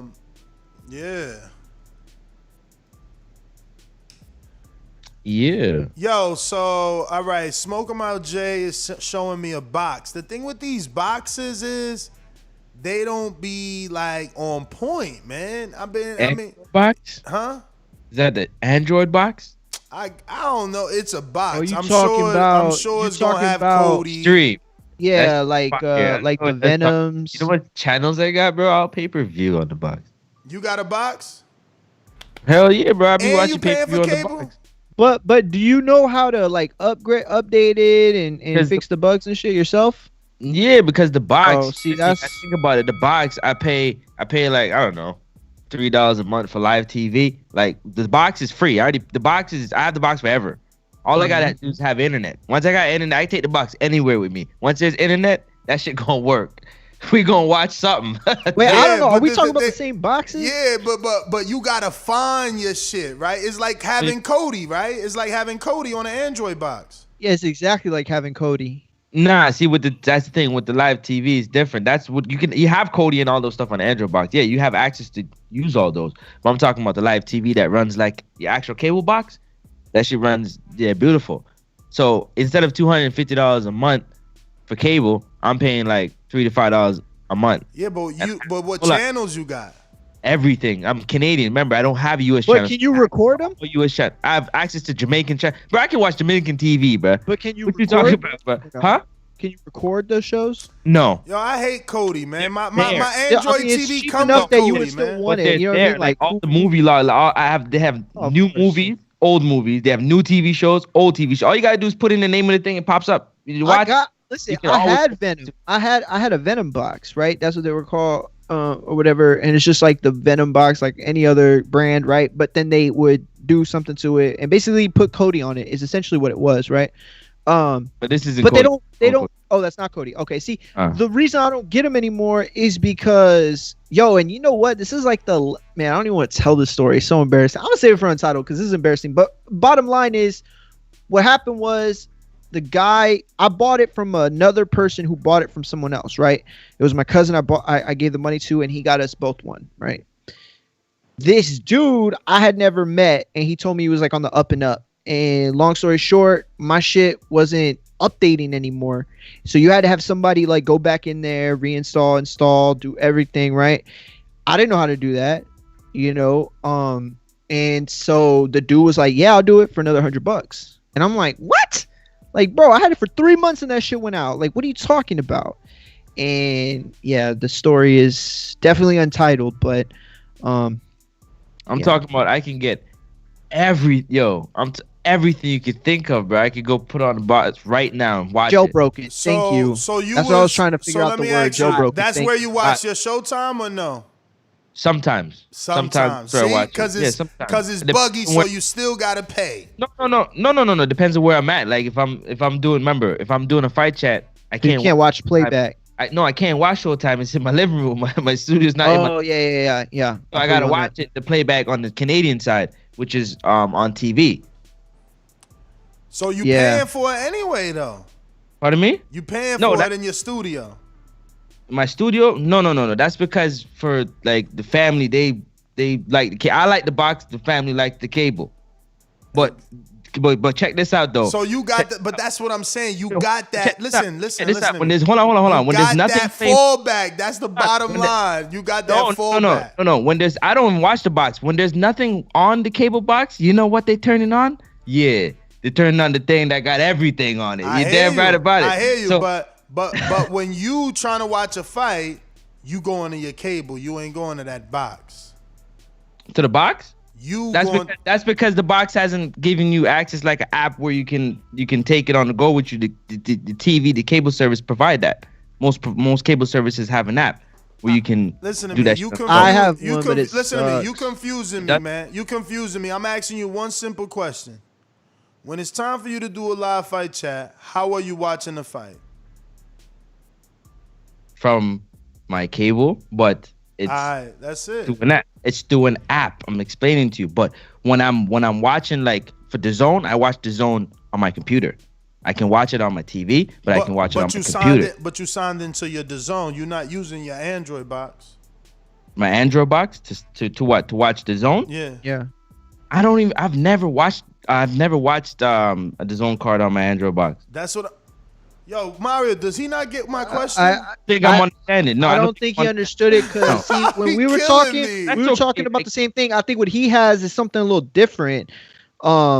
Because I understood what you're asking. I was actually really curious because it sounds cool. I can watch a Dazn card through something else, but not through Dazn. Do you understand what I'm saying? Yeah. Through Sky Sports he or lost us, man. Something like that. You understand what I'm saying? It's because the box is so complex. That's what I'm trying to show you. There's so much different avenues to consume whatever you need to consume. I'm just trying to show you. It's not like as simple as a cable box up and down. Listen, I hope Smoke 'em Out Jay do a better job, explaining because if he sell me, I'm a living testimony right here on the show, but that's my thing. I can't understand. I can't just man, that I've been doing this shit for so long. I know I can't just get no box y'all about to sell me. And today is a fight and I'm gonna turn it on and that fight's gonna be there. I'm gonna have to find that fight. You're joking. It might not work. Man, you're joking. All right, we'll see. Prove me wrong then, man. The only thing that wouldn't work is your internet. That you can blame it on your shitty internet. So I asked you the same question one more time, and it sounds like you understand me now. At the time of the fight chat, are you using your cable provider to watch the fight live, or are you using the box? I'm using air quotes. Okay. Now, I'll say it to you again. With the box, I don't do fight chats with the box because it is nowhere in reach for me to use. If it was in reach, you damn sure know I would use the damn box because I can go through multiple different platforms. See, with the TV, I got to switch over. With the box, I don't. All I got to do is just switch the channel. You understand what I'm saying? Going from Showtime to ESPN, like that type of situation, you got to, with the box, it's, anyways, forget all the confusing stuff. Long story short, to answer your question, no, I don't use when I'm watching and I'm not doing fight chat, I use the box. All right. We're going to move on, and look, I got a community member that says he got the box. He going to tell me all about the box. Like I said, you sell me. Because you don't want to listen to me, though. It's all good. The box is, I told you the box has. You in Canada. It don't even matter if I listen to you. How do we know your shit compatible, or I got to wait for you to fly over to bring this shit or ship it? It's just a box, bro. Like, yeah, you'll understand. Somebody else will explain it to you. I mean, I had an Android box before. Them shits always fuck up. Something always happen. But I could be wrong, I guess. I don't know. We going to go out to these callers, though. You know the number to call in, 1-425-569-5241. Press 1 time to voice your opinion right here on the Voice of the People hotline. We're talking Gervonta Tank Davis versus Oscar Valdez. This would be a unification. This would be a unification. Neither man has never unified. Both men are now multiple division champions. This would be a huge fight. This would be following the green print. This would be Floyd fighting a Mexican on Cinco de Mayo. This is Tank and Valdez attempting to have that metaphorical torch passed on to them. You know, Canelo and Floyd had those dates, right? Canelo's still out here, but, you know, Tank can make an attempt right now. This is his attempt. And he'll get Canelo's blessing, at least on the form of Valdez side, because Reynoso trains Valdez, you know? So if they happen to be like, yo, we doing this fight, maybe they doing that fight, right? I don't remember who it was. There was somebody on the panel that said that they would take Jojo Diaz over Oscar Valdez for a fight at 130. That's before he lost his title. I can't remember who it was, but I want to know if they would still do that now. I think it was me. I think I said I wanted Tank versus Joseph because it was a unification, but Joseph lost his title. And at the time of the discussion, Joseph had the win over Tevin, which was a greater win at 130 than what anything Valdez had done. Now Valdez is a champion, and he had a successful performance, and it was a brilliant performance. It was a performance that kept us talking for days to come and matching him. That's when you know you did well, when they start to put you in the ring with other people. And he's got options. Let's get it straight. Even though this is the better fight to make because it would be a unification for both of these men, obviously Valdez has the option to go with Shakur Stevenson. That's in-house. Right. Now, we never got to do the Tank show. There were some rumors of Tank saying he was going to get another world title, not at 130 and not at 135. And then he came out on Twitter and said, and I'm not going down either. So you think he's going to 140? Is there somebody like, who the hell? No, there's not even a title at 140. Like, where the hell would Tank be going? Did you see all that? Because I know you're like about Billions Promotions. But Tank is TMT. But I hear you though. Shout out to the whole team nonetheless. But yeah, nah, man. It's the movement for Tank is, like you said, is going to be difficult. Where he's going to go, who's going to fight. You know what I mean? We all know that a potential fight now against Oscar Valdez is on the table. Teofimo that can happen as a unification at 135 as well. Because if I'm not mistaken, he has a title at 135. And if not 140, Josh Taylor at 140. Ben said that he been calling on Josh Taylor at 140. He take that smoke to yesterday. You know what I mean? And I believe he beat Josh Taylor at 140. I've been said that. Y'all called me crazy. I think it was 2 months ago or a month and a half ago when I said that shit. I mean, you talking about something that seems difficult to happen, people are saying Mario Barrios, who's the regular champion, Josh Teller is the super. Right. And think about it, it's on the opposite side of the street. So yes, Barrios would be easier to make the next fight. But does Al Heyman and them want to serve up Mario Barrios to Tank right now, or they want to make some more money off of Mario Barrios fighting some other people with the fans he got in San Antonio, Texas? I mean, that's really the question at the end of the day. Well, here's the thing. You counting Barrios out. No, I'm not counting Barrios out. Oh, you just said, does Al Heyman really want to give Barrios to Tank? Now, don't worry about it. Let me walk with this. Tank is with Al, but he a Floyd fighter. Barrios has always been an Al fighter. It's Barrios that's getting the opportunity here. If they give Tank Barrios, it's Barrios getting Tank. Barrios is the bigger man. Because he's the bigger man. Okay, I got you. Barrios is the bigger but, man. I just, I believe skills pay the bills. And at the end of the day, the skill level that Tank has and how he fights would be, one, good for the style of Mario Barrios, because Barrios does get hit. He likes that firefight. He likes to get in there and throw hands. And we all know, man, in exchanges, fighting like that against Tank is not the smartest thing you could do. And man. let me tell you something, yo. Really seen Barrios on his stick for like 6 or 7 rounds just boxing. Have you? I've never seen Barrios go 6 or 7 rounds on his stick, man. He gets hit. But let me tell you something. Barrios started low, right? He started his career, I think, at 122. He just went through divisions real quick. He was one of those young guys that was just too big, kept busting out of the division. But if you Tank team, you looking at him and you saying, well, he ain't a real 140 pounder. He started at 122 in 2013. So that's what, 8 years ago, right? 2015, he was at 130. You know what I mean? And that's what, 6 years ago, right? So then he's been at 130. He fought again in 2016 at 130. And then after that, he fought 35 and 16. And then he's been at 140 ever since 2017. So that's 4 years now. He's a full-blown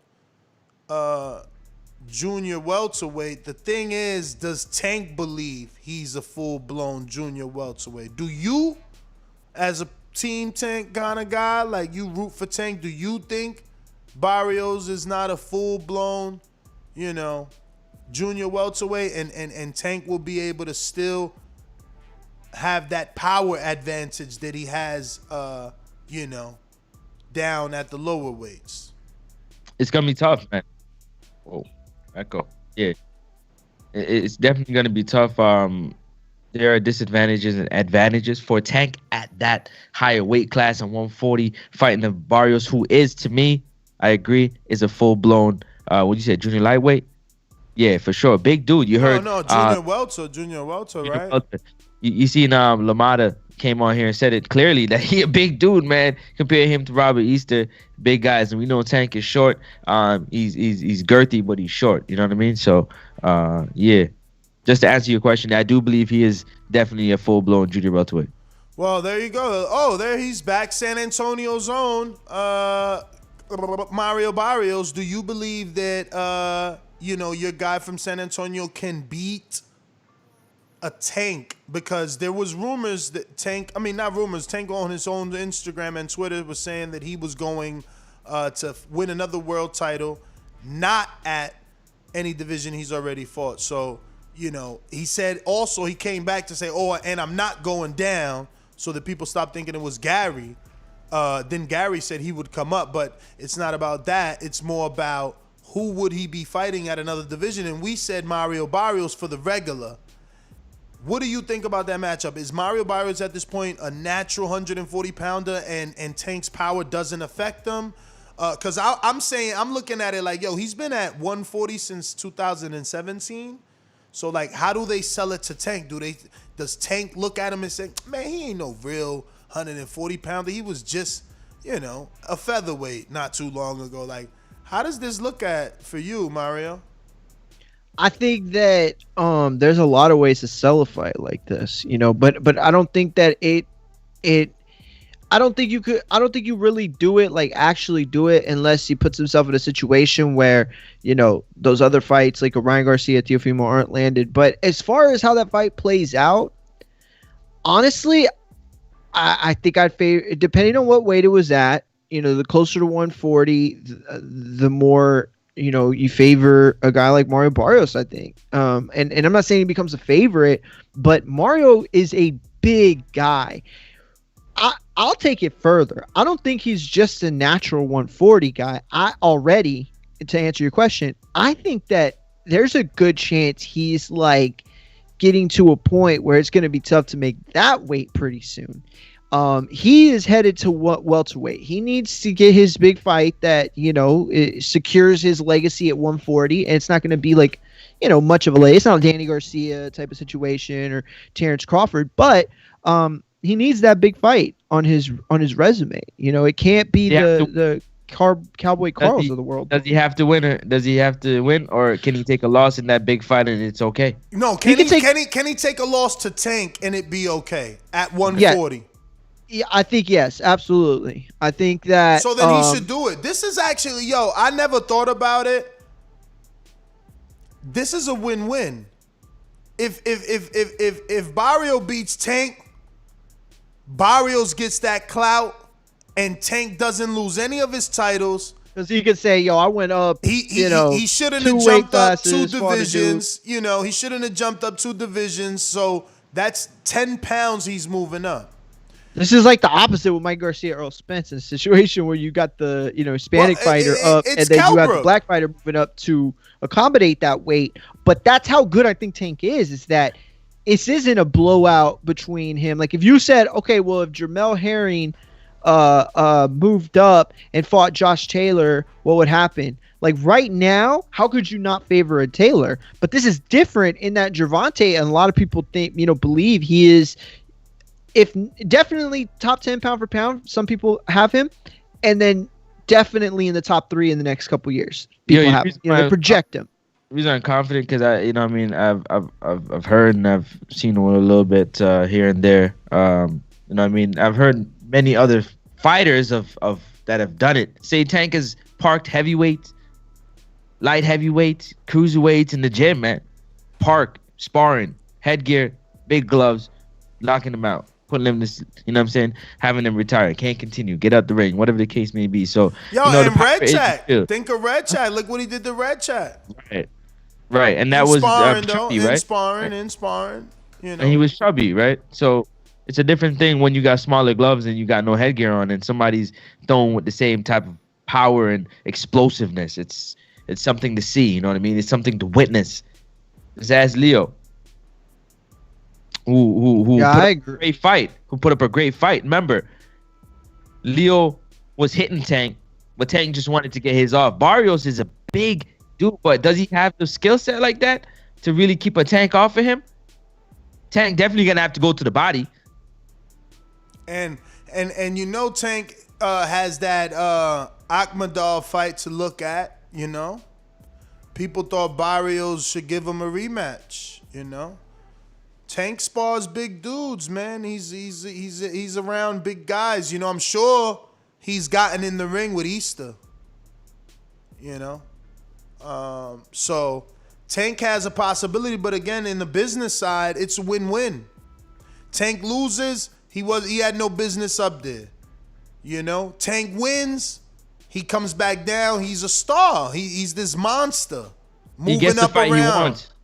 He gets the fight he wants, because if Josh Taylor beats Ramirez, if he doesn't fight Teofimo and Tank fights Barrios and get that 140 regular title, he been wanting to fight Taylor. So that's a fight that can happen, right? Because Taylor's a super champ. He would have to definitely destroy Barrios for me to believe he stands a chance at Taylor. I don't think going 12 with Barrios. Taylor did a number. Taylor did a number on Taylor shocked me. I knew he was good, but I didn't think he was going to do Regis. I thought Regis would get that win. I picked Regis. I picked Regis, but Taylor didn't shock me it was like a pleasant surprise, like one of those things where like, oh wow, he is as good, if not better, than I thought he was. But I picked Burchell in that fight, so I guess I could say he shocked me in that sense. But I knew he was good. Not Burchell, it was someone else. Taylor versus. I said Taylor versus Regis, didn't I? No, what did I say? I said Burchell. Burchell. Oh, my bad. It's all good. My We bad. talking about him anyway, but yeah, man. Let me get to JT New Orleans. What up? What up? What up? What up? What up? What up? What up? What up? What up? I can't find his intro. Here we go. So interesting because you come across like a nice guy, but you're really a piece of shit. Hey, with that comment. Come on, that was a piece of fuck you. That was a piece of shit. You know, we're doing live TV. Man, I don't care. What you gonna do about it? I'll kill this mother. Why do you have to talk like that? Well, I'm talking to you the way I want to talk to you. You have a problem? Turn off your station. I'm the best ever. Yo, what's up, Ness? You can hear me? Yes, sir. Yeah, man. I'm in and out listening on the show. I'm at work. I don't know too much on the topic, but I'm just listening. That's all right. We going to one to BX. Hold up before you go to one. I forgot to tell you that I don't know if I told you guys, but I had Regis Prograis winning the fight against Taylor. I just thought he edged it out. You know what I mean? It was a great back and forth, very close fight to me. Oh, you scored it for him? Yeah, I scored it for Regis. Round maybe two, but definitely a round. There's a couple rounds in there that was swing rounds that could go either way. I just felt from my standpoint that Regis had a better activity, landed the cleaner punches. Let's go to one. Juan in the BX.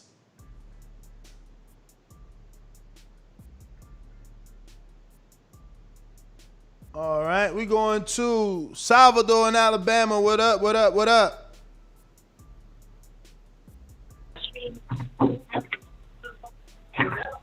Hey, come back to me, Ness. All right. Hawk, Maryland. Yeah. Hey, yo, what's going on, fellas? How y'all doing today? All right. Good morning. Good morning. Good, fellas. How y'all doing? Yeah, had some good fights on this weekend. In my opinion, this is my opinion. Adrian Broner looked like he had lost that fight to me. I thought he lost.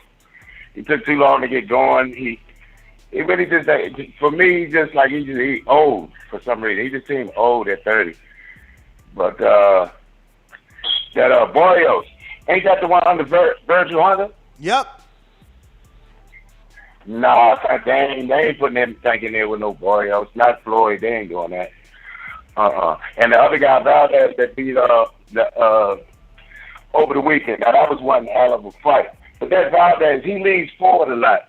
And that's target for Tank. That's food for Tank, the way he leans forward when he throw a shot. In my opinion, that's food. And but Easter looked really good, really sharp. I like Easter. Easter looked really good to me this weekend. So, but that's my call, bro. All right, brother. Maryland, yeah. Thanks for calling in. Looks like we're going to go to James in San Antonio. What up?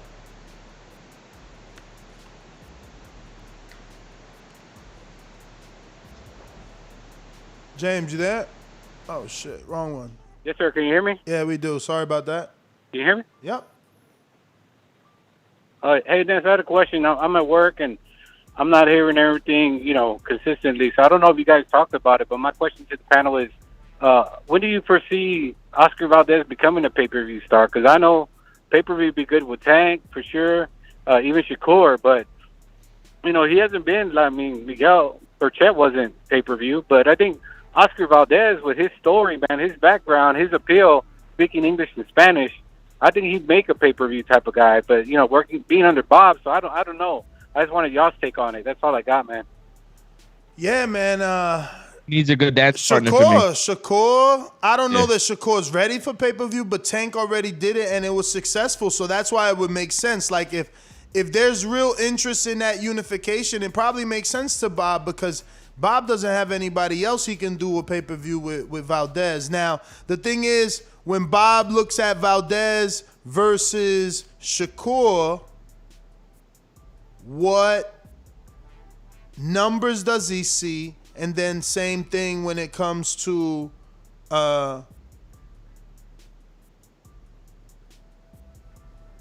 Tank, what numbers does he see? Yeah. I'm sorry, I just got a strange email here. Yo, that's on. You know what's crazy? I didn't even think about it, but it came to my mind right now. Shakur Stevenson is in 2 number 1 positions in the WBO and the WBC.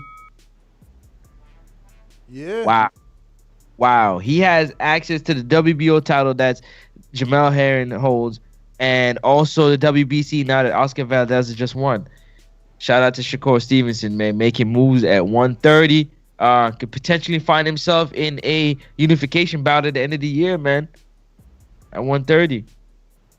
Yeah, I mean, he's got options for sure. You know, and that's the thing. They'll probably tell Valdez that as well. Like, yo, we ain't gonna do Tank because we'll have Shakur fight winner of Frampton Herring and you unify. Or Shakur's like, no, I want Valdez. And then he unifies with Frampton Herring winner. Which would probably be better so he don't gotta face his boy if his boy beats, right? We going out to King Born. What up?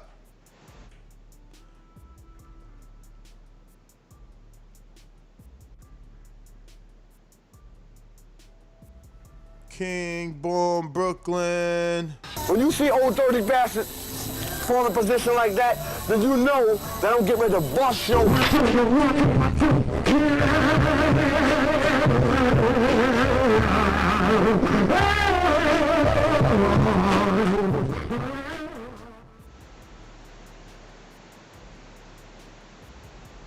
King Born, what up? You on mute? You What on up? mute? Something wrong with your phone. I've been not able to get him on for a while now. You need that new headset for your birthday, champ. Natural Wiz, what up? Wiz.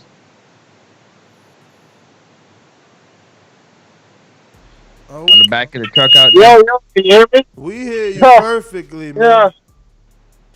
Yeah, man, I'm by myself today, man. Yeah, that's easy food for Gervonta, for Valdez, man. That's.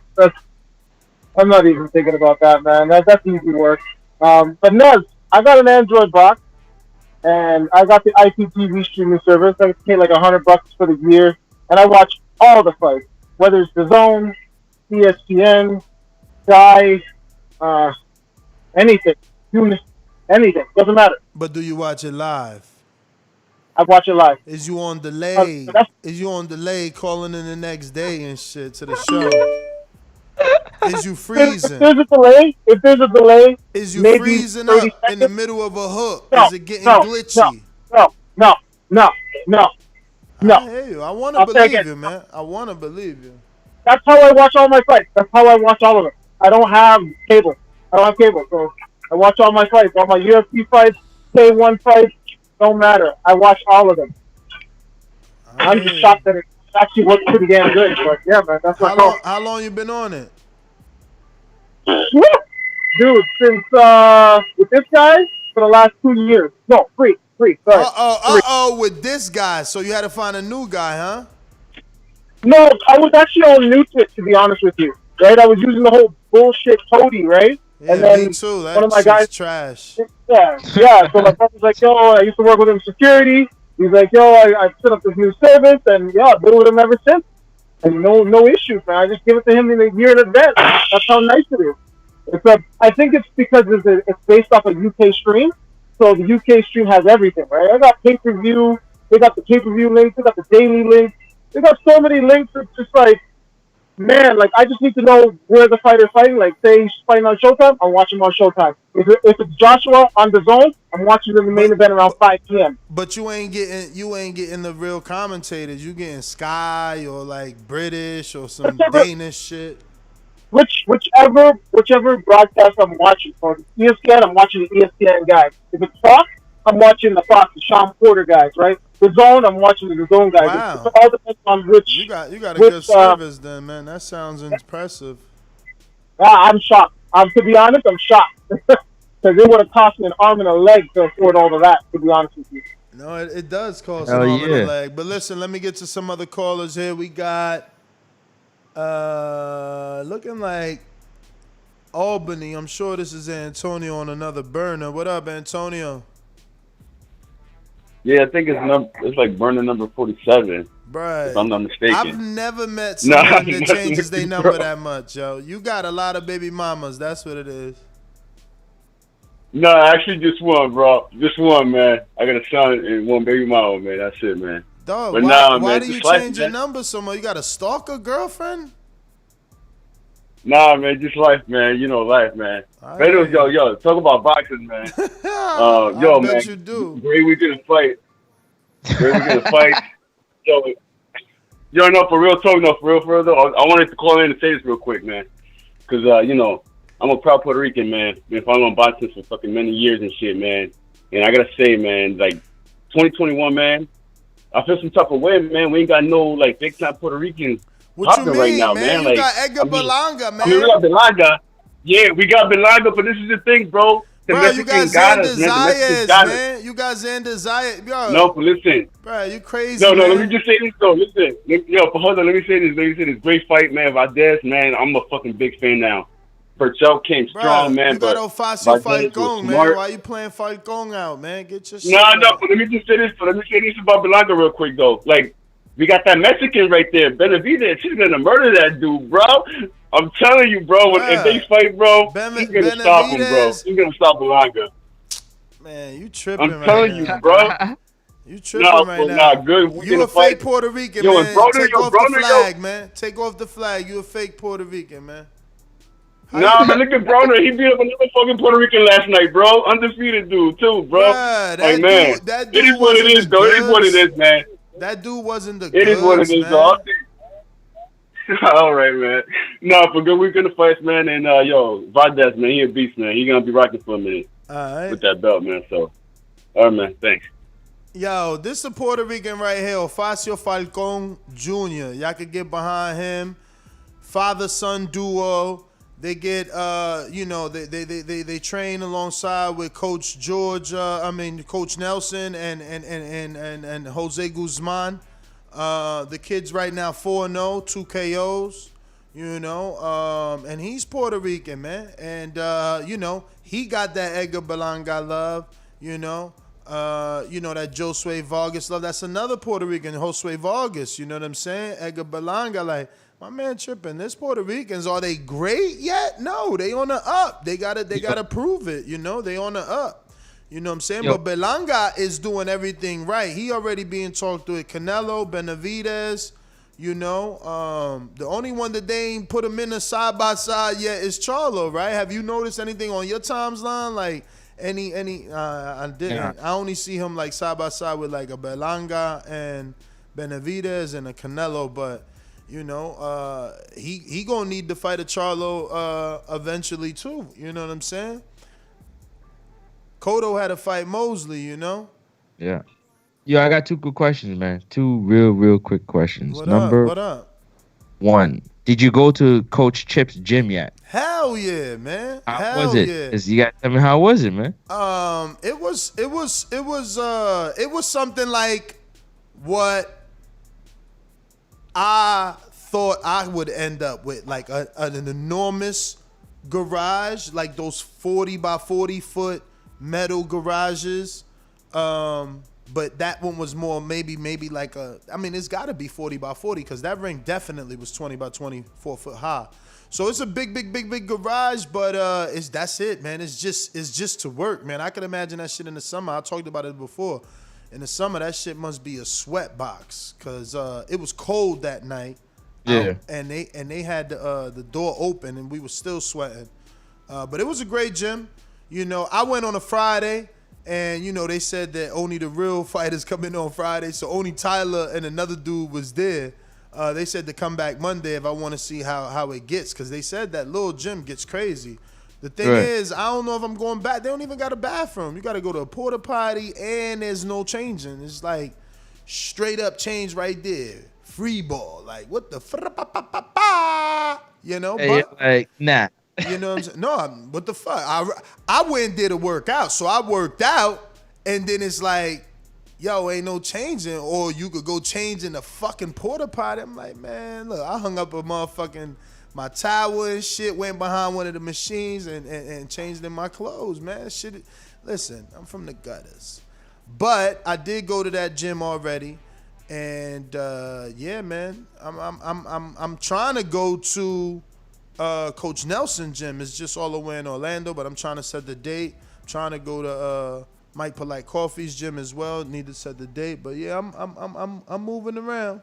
My next question is, how come have you ever talked about Algenis Mendez? He is Dominican, right? Yeah. Back in the day, we you talk about like Fortuna and Rosario and stuff like that. It's because Mendez been done. Yeah, Argenis Mendez is. I mean, is he even fighting still? But his resume is not too bad. He has some losses on there, but the names he has fought has been pretty good, no? Yeah, but that's if you going off resume. I watched all his fights, so like I know.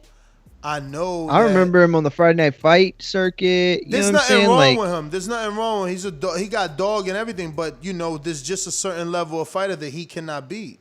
Yeah, exactly. That's a great way to put it. In fact, there was this whole like 130 pound, 35 pound division that was really good. They just weren't like top upper echelon fighters. Guys like Juan Carlos Delgado, Juan Carlos Vargas, Martin Honorio, and then you can even throw Argenis Mendez in there. These are guys that are great fighters and would definitely be matchups that you'd highlight when talking about somebody's resume, but they're not world beaters. It's not somebody to stand on. You know what I'm saying? Like, but he was a good fighter. And listen, even though that punch was after the bell, Rancie's blanked him, bro. I don't know if you watched him. I watched that shit, man. That shit was like bing bang. You know what I'm saying? So the bell, it was not like he did it purposely. At least not from what I remember. That shit was probably 10 years ago. No, I don't think it was either. It was kind of similar a little bit to this weekend's, where the momentum of the punch had started and the bell rang like just as he had put the lights out. Yo, so unfortunate for Rancies that was his biggest win, and I don't even think it was a win because of the. No, it wasn't. Yo, he never looked that good again. Rancies lost on Friday Night Fights versus Ushmani or some shit like that. Rashmani, I can't even remember. After that? No, before or after, one of the two, bruh. I miss Friday Night Fights, man. I miss Teddy Atlas. So do I, bro. It's Teddy though. It's Teddy we miss. It's not the everything. Fights. It's Teddy, man. Listen, Friday Night Fights at the end got really, really bad. Actually, but if you were watching Friday Night Fights, no, you're right. It was Friday Night Fights because the development of those fighters started there. And look, we're talking about Rancies to this day and shit. Listen. Do you remember? And I know Ness does, but do you remember a time when boxing was not talked about on American airwaves until Friday Night Fights on Fridays, and they'd go back to the studio to let who was it, Ness? It was it wasn't Kellerman anymore, obviously. Who was it? It was the guy who he commentates for DAZN too sometimes. He was with ESPN. What'd you say? Mannix? Nah, it wasn't Mannix. No, it was it was Bernardo and someone else. Bernardo always did ESPN. And it was, oh my God, I can't believe I'm forgetting his name. He commentates still today. Like, people say don't like him. I always liked him, but anyway. It's like a Joe Tessitore, right? Isn't it Joe Tessitore? Well, it was Joe Tessitore was one of the commentators, but I'm talking about the guy that they would throw it to the Brian Kenny. Brian Kenny, that's who it was. Brian Kenny. Did you? I didn't hear you. My bad. I'm sorry. Brian Kenny. What? I didn't hear you. I thought I heard you say something else. Anyway, yeah, like Brian Kenny they would take it back to studio and he would break down everything. And back then ESPN didn't really have alliances to anybody. There was like smaller promoters they would give dates to and stuff. So, but they weren't top ranked, Golden Boy, anybody in particular. So they would just show everything and everybody, and they would break down all divisions, big fights coming up, big fights that had just happened. I mean, from a sports network or rather yet a sports center type of feel for boxing that we never had in that time. that was the only home. You know, this was before Lampley had a show on HBO. This was before PBC even existed. Like, this is long, you know, and it was the only time. Friday Night Fights was the only time. But by the way, they also produced some really good fights. You know, remember Paul Volak? But you gotta remember that back then there was nothing else. It was Friday Night Fights and HBO and Showtime. And then the very little Showtime. Because until Golden Boy left HBO, Espinoza was still just a lawyer, you know, like contract lawyer, I believe, right? And then when they left HBO, Espinoza took over as sports, you know, for Ken Hirschman. Remember, Ken Hirschman was the mastermind behind the Super 6 middleweight tournament, launched the Andre Ward career at that point. Ken Hirschman, who was it? It was it was Tom. Who was at HBO? I can't remember at the time who was at HBO. It was somebody we'd all know. Anyway, he was leaving. They brought Ken Hirschman in, right? And that's when Steven Espinosa was, basically promoted or whatever to where he's at now. But, yeah, you're absolutely right. And then NBC had come in and had their shows, and people saw how successful you could be if you just have the right matchups. You know what I mean? The right matchups. And they produced a lot of, like, listen, for some hardcore fans, Tyson Fury was introduced to them on NBC Sports, you know, in America. You know, some people, that was their first glimpse of him, and he had a great, memorable fight with Steve Cunningham. Shout out Steve. Hey, yo, Smoke 'em out, Jay. Yeah, you're right, man. You can't get the big fish until you lose that 100 pounds, man. Lose Keep working. that weight, man. Keep working, man. Keep working. Keep them hamburgers out your mouth, man. Keep them hamburgers out your mouth. You know what I'm saying? You know what I mean? He's talking, so you know if you want to do something, you gotta lose the weight. You know? Yeah, word. You gotta like stop eating, bro. Shit. You know his last fight. What day was his last fight? Huh? What date? Yeah. December 5th. How many days ago was that? What you think? How many days, Mario? 2 days. How many days ago, y'all? Well, what you mean? How many days ago? It's like total? Yeah.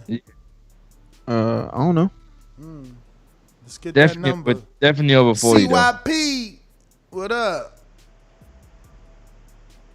What up? Let me start by saying this and reiterating this so y'all remember. Tank beat everybody under 140 in boxing, period. Everybody. That's just my opinion. I'm rocking with Tank.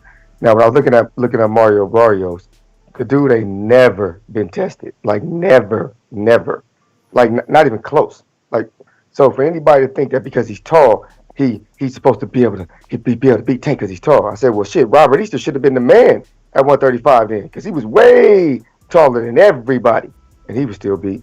You know what I'm saying? So sometimes you gotta. I don't like to look at resumes because everybody has one, but some people have good ones, some people have horrible ones. And Mario Barrios at this moment has a horrible resume. Like, if you look at them dudes, there ain't nobody on that man resume that Tank couldn't knock out. Like, cut that out.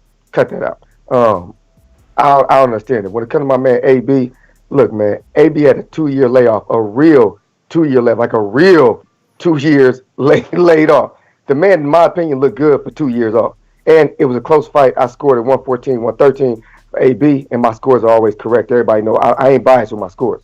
But when it comes down to it, every time AB get a close fight and he get the win, we ain't got to talk about he lost, man. Like, we got to stop that shit. It seems like for certain fighters, sometimes it's other black fighters, when they have a close fight, a lot of TVV audience talk about they lost. And it's something about this channel. Molato, I think, though, the problem was... Molato with a super chat. $4.99 super chat that says, I believe Tank doesn't just dog Valdez. I love Tank. But Valdez chin is there. I think it's a 50-50 fight. Y'all sleeping on Valdez. He said, that was weird. It was like he was... Tank doesn't just dog walk. That was to JB Cinemas. Dog walk. My apologies. Oh, okay, I get it now. He's saying he doesn't just dog walk him, like as in it's not gonna just be a slaughter. I thought he was saying he doesn't just dog walk him, he fucks him up. Like that's where I thought he was going with that. That's why I was so confused. Nah, he was responding to JB Cinema's super chat that says Tank dog walks Valdez. Which I agree with. I mean, yeah. Look, I think it's tough because. Yeah, I heard it. Yeah, I do. Yeah. What happened? Go ahead, Mario. No, I'll just respond to that. So go ahead. Oh, damn! I forgot what I was gonna say. That's all good. Okay. Let's go to the next. All right, we got Edwin Solano. My bad, Mario. No, you straight? Yo. What up? What's happening? Man, what a great Saturday for boxing, huh? Oh yeah. Anyways, I think you guys underrated, or they're underrating Reynoso, man. I think he'll come with a new wrinkle and beat up on Davies for sure. I think he's the best trainer in the world right now, man. Those wrinkles were awesome, man. I never seen Valdez fight like this. So shout out to you guys. You guys doing an awesome job, and can't wait to set up that fight. All right. Definitely. Like that's what I'm saying. Like for me, like I can't rock with what CYP said. It's not that what he said wasn't, factual or not that his opinions don't have merit, but the argument about Barrios and Tank and resume is that my man's fighting at 140. It's like it's as simple as that. Like let's do this, okay? Let's go to 154.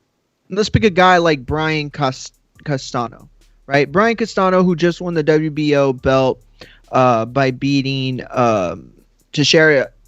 He's not as good as Tank, pound for pound, right? We all agree that Tank is the better product. That said, who wins a fight between Brian Castano and Tank fought at 154? It'd be really hard to pick a Tank, you know what I mean? Because it's based off the size. So it's like, yeah, it does count who Mario Barrios beat, but it's like the resume, like you don't break that fight down the same. It's like, can Tank conquer, moving two divisions up? Like that's the question right there. Yeah. That is the question. That is the question that we're going to allow Stainless to answer. The champ is here! The champ is here! Red belt, black belt, WO and green. I'm king. Undisputed GOAT, TBE. And you can catch the news first on TBV. Voice of the people now let me speak. Scientists of the sweet, BOXING.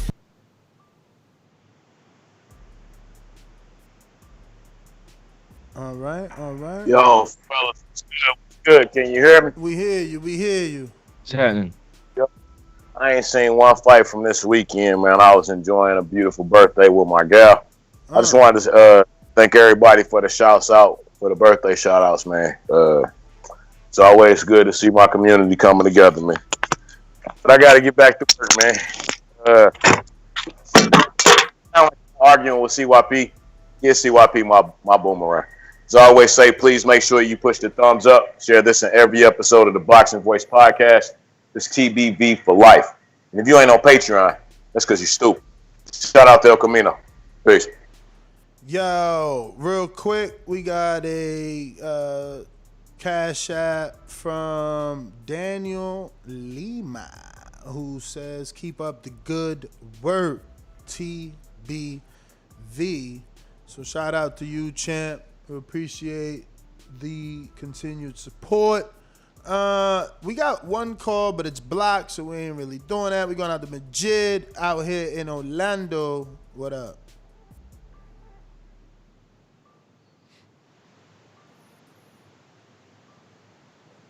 No Majid, CYP, boomerang. Mario. This man went to 154 to prove a point about a 135 versus a 140. Man, listen. It's like saying Crawford can't beat Teixeira. I mean, Teixeira, think about it. He's 154. Look how tall he is. Man, Crawford will whoop Tech Syria ass.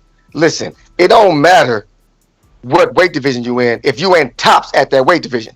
Like, you telling me just because a dude is small, he can't walk outside and beat up a dude who's bigger than him because they two different weight classes? No, homie. Same thing in boxing. Top boxers deserve their respect. Some of them boxers are just boxers. Like, you can have a resume full of 154 pounders, 140 pounders who are trash, who would get their ass whooped by a 135 pound champion, 130 pound champion. They are trash. I'm not trying to put boxers down, but boxing is a weird sport where you could actually be in a division, be a professional boxer, and suck at your sport. Like, boxing is weird like that, where you might have 25 dudes in the division who are actually good athletes and good boxers, and the other 1,500, they suck. They suck. They have losing. CYP. See, but it wouldn't. Oh, go ahead. I'm sorry. I was just gonna say he got another super chat. Boomerang after this from. Oh, he Molato. gonna take it because I'm gonna tell him no. That's incorrect. It wouldn't be like Crawford fighting Teixeira and not being able to beat him because they went for. If it's like Crawford fighting David Lemieux or Edgar Berlanga, you know what I'm saying, at 168. Like, the point I was trying to make is this: boxing, no matter how skilled you are, at some point there's a weight division that's too high. And even though a fighter in that division isn't on that same level, could still win based purely off being too big. So the question with Barrios and Tank, which again, by the way, I want to make this very clear. I don't disagree with CYP necessarily that Tank doesn't win that fight or Tank wins that fight. I think he could, and I probably pick him.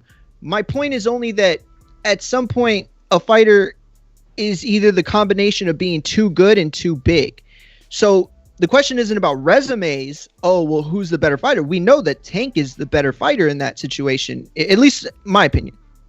But is Barrios good enough and big enough to beat somebody that's, might not be what's the on phrase? his level? What's the phrase? Like a big man always beats a good little man.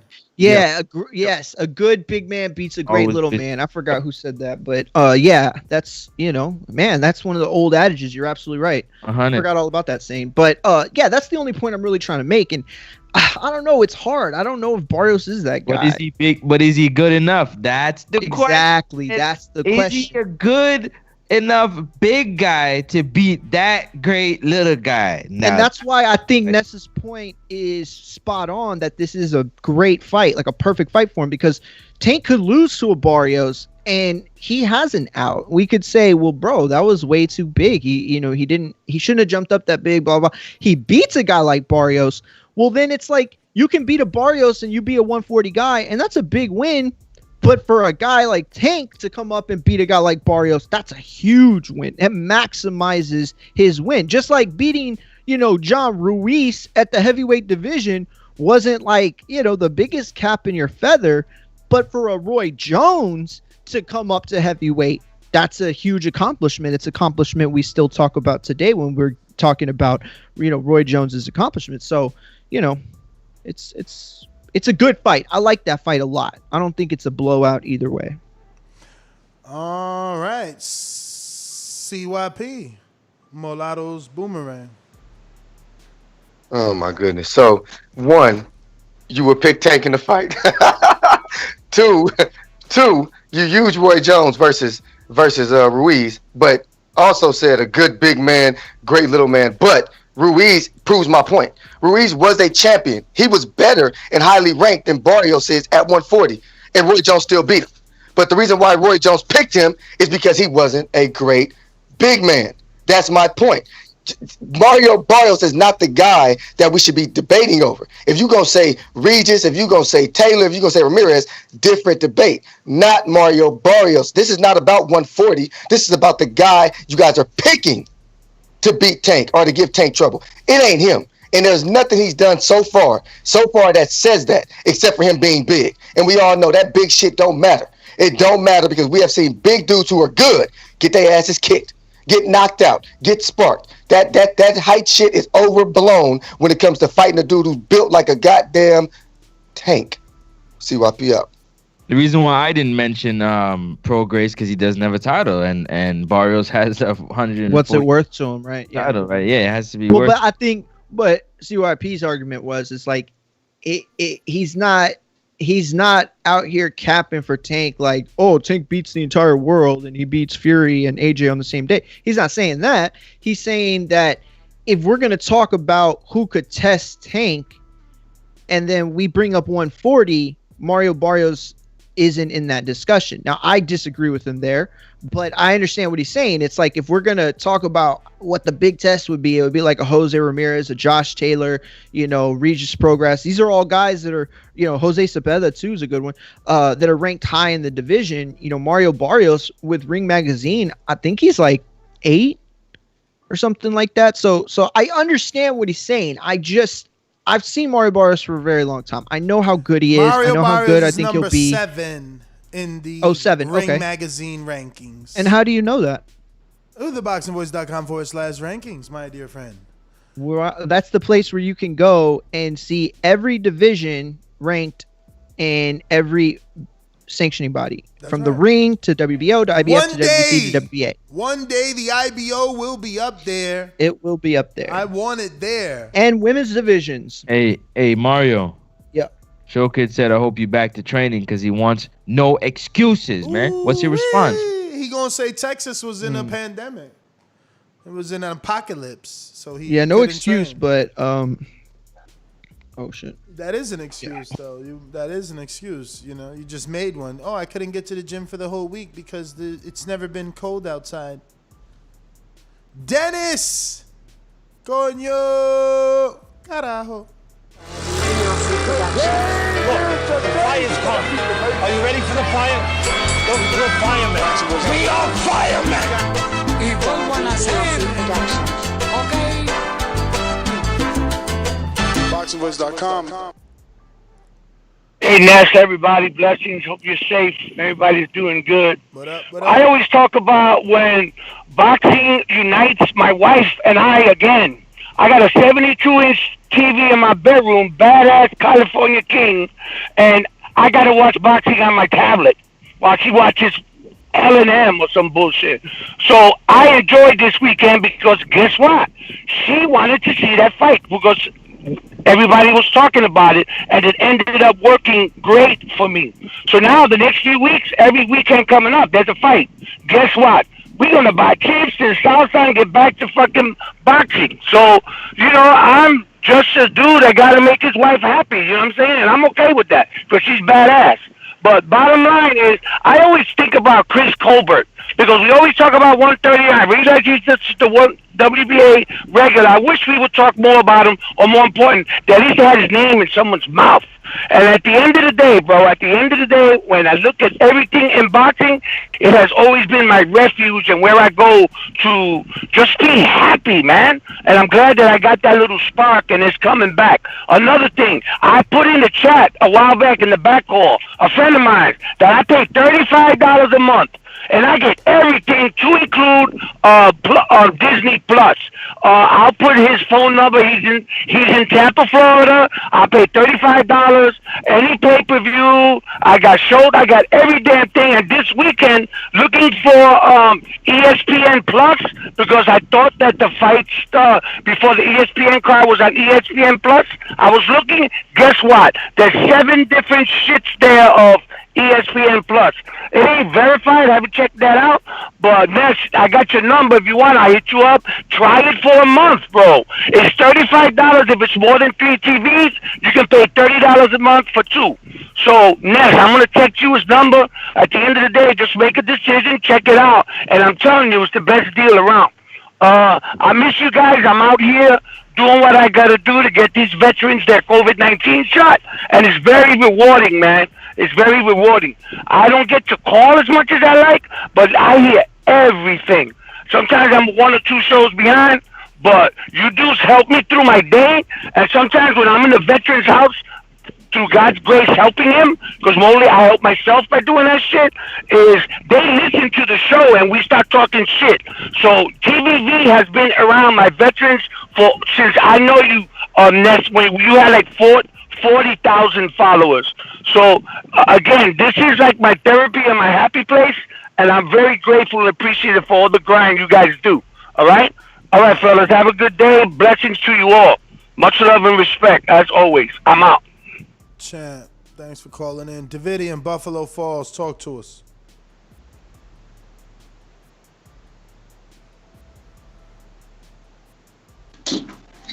Yo, what's good, TVB? My fault. I had to unmute. What's good? Whoever else is on the panel. What's up, Francis? Francis in the building. What's good? What's good? Yep. What are you guys talking about exactly? I'm sorry, I just jumped Tank on. I don't really know. Tank versus Valdez. What do you think? Unification. I don't know. I mean, I'd rather see Shakur versus Valdez. Wow. But, so why you ain't got the same energy? Why you don't want Tank to unify the way y'all want Crawford to unify? I mean, it don't matter to me. Then fine, Tank. How does Tank all of a sudden come out of nowhere, though? What I mean, I don't know. He 130-pound champ. What you mean out of nowhere? He the king at 130. Who got a bigger name than Tank at 130? I guess you're right. I'll watch that fight. I don't know. It don't really matter. You know, I'd rather see maybe Shakur get a shot at him. But fine, I'll watch it. It don't matter to me. I thought he did good. I picked Valdez. Shakur definitely get that shot. He in-house, man. Yeah, that's true. But I'll watch it, man. Tank a beast. I mean, I'm with you. Trust me. I just want to see the best fight. The best. I picked Valdez over Burchell, so I'm happy. You know? So, yeah, I just knew he had a better coach and, you know, Ryan Garcia and Canelo Alvarez. So, yeah. Yeah, I have a good one. That's my call. God bless. Brandon, that's absolutely right. That's absolutely exactly how it fucking works. Yes, if the smaller man moves up and doesn't lose, you're absolutely right. He wasn't too small. If he would have lost, he would have been too small. That's how it works, though. I don't understand. Like, why is that, like, sarcasm in your statement? Like, that's how it goes. It's the little man's job to prove that he can hang with the bigger men. That's his job. Big facts. Yo, dudes don't know what they want in this sport. I'm telling you, Amir, Abui, what it do? Yes, I agree with CYP a little bit, and but I don't want Mario calling me a troll again. And then all this other stuff about this nutrition and stuff, that's the biggest problem for a lot of these fighters. They don't have the proper nutrition or the proper water again. That's the most important part of boxing. First of all, it's your hygiene. Then it's you know, dehydrated, and then it's your nutrition. And if you don't have that, you're going to have problems. And a bladder rack will help them a whole lot. And it would help with fear, too, that Mario has a lot of it. And I'm out. With fear? You say with fear? Oh, big time. Just Google it. In this day and time, you can Google everything. But why you say Mario got a lot of fear? Okay, bladder rack. Bladder rack will help you with fear. Boxers been using it since the time of the Egyptians, where boxing started. Google that also. Google everything. What's it called? And you'll see that I'm not a troll. What's that called? Bladder rack. It's bladder rack. It's seaweed. It's ancient seaweed that came from that part of the world. And Mansa Musa, who was considered the richest man in the world, he used to travel all around the world bringing these type of things, and he used to have fighters who were slaves that would fight against the Irish, you know, the white slaves, and the Asian slaves, and the Indian slaves, this type of stuff. That's how old boxing is. And boxing, like I say once again, the most important part is your thoughts, and your nutrition, and once again your water. That's number one.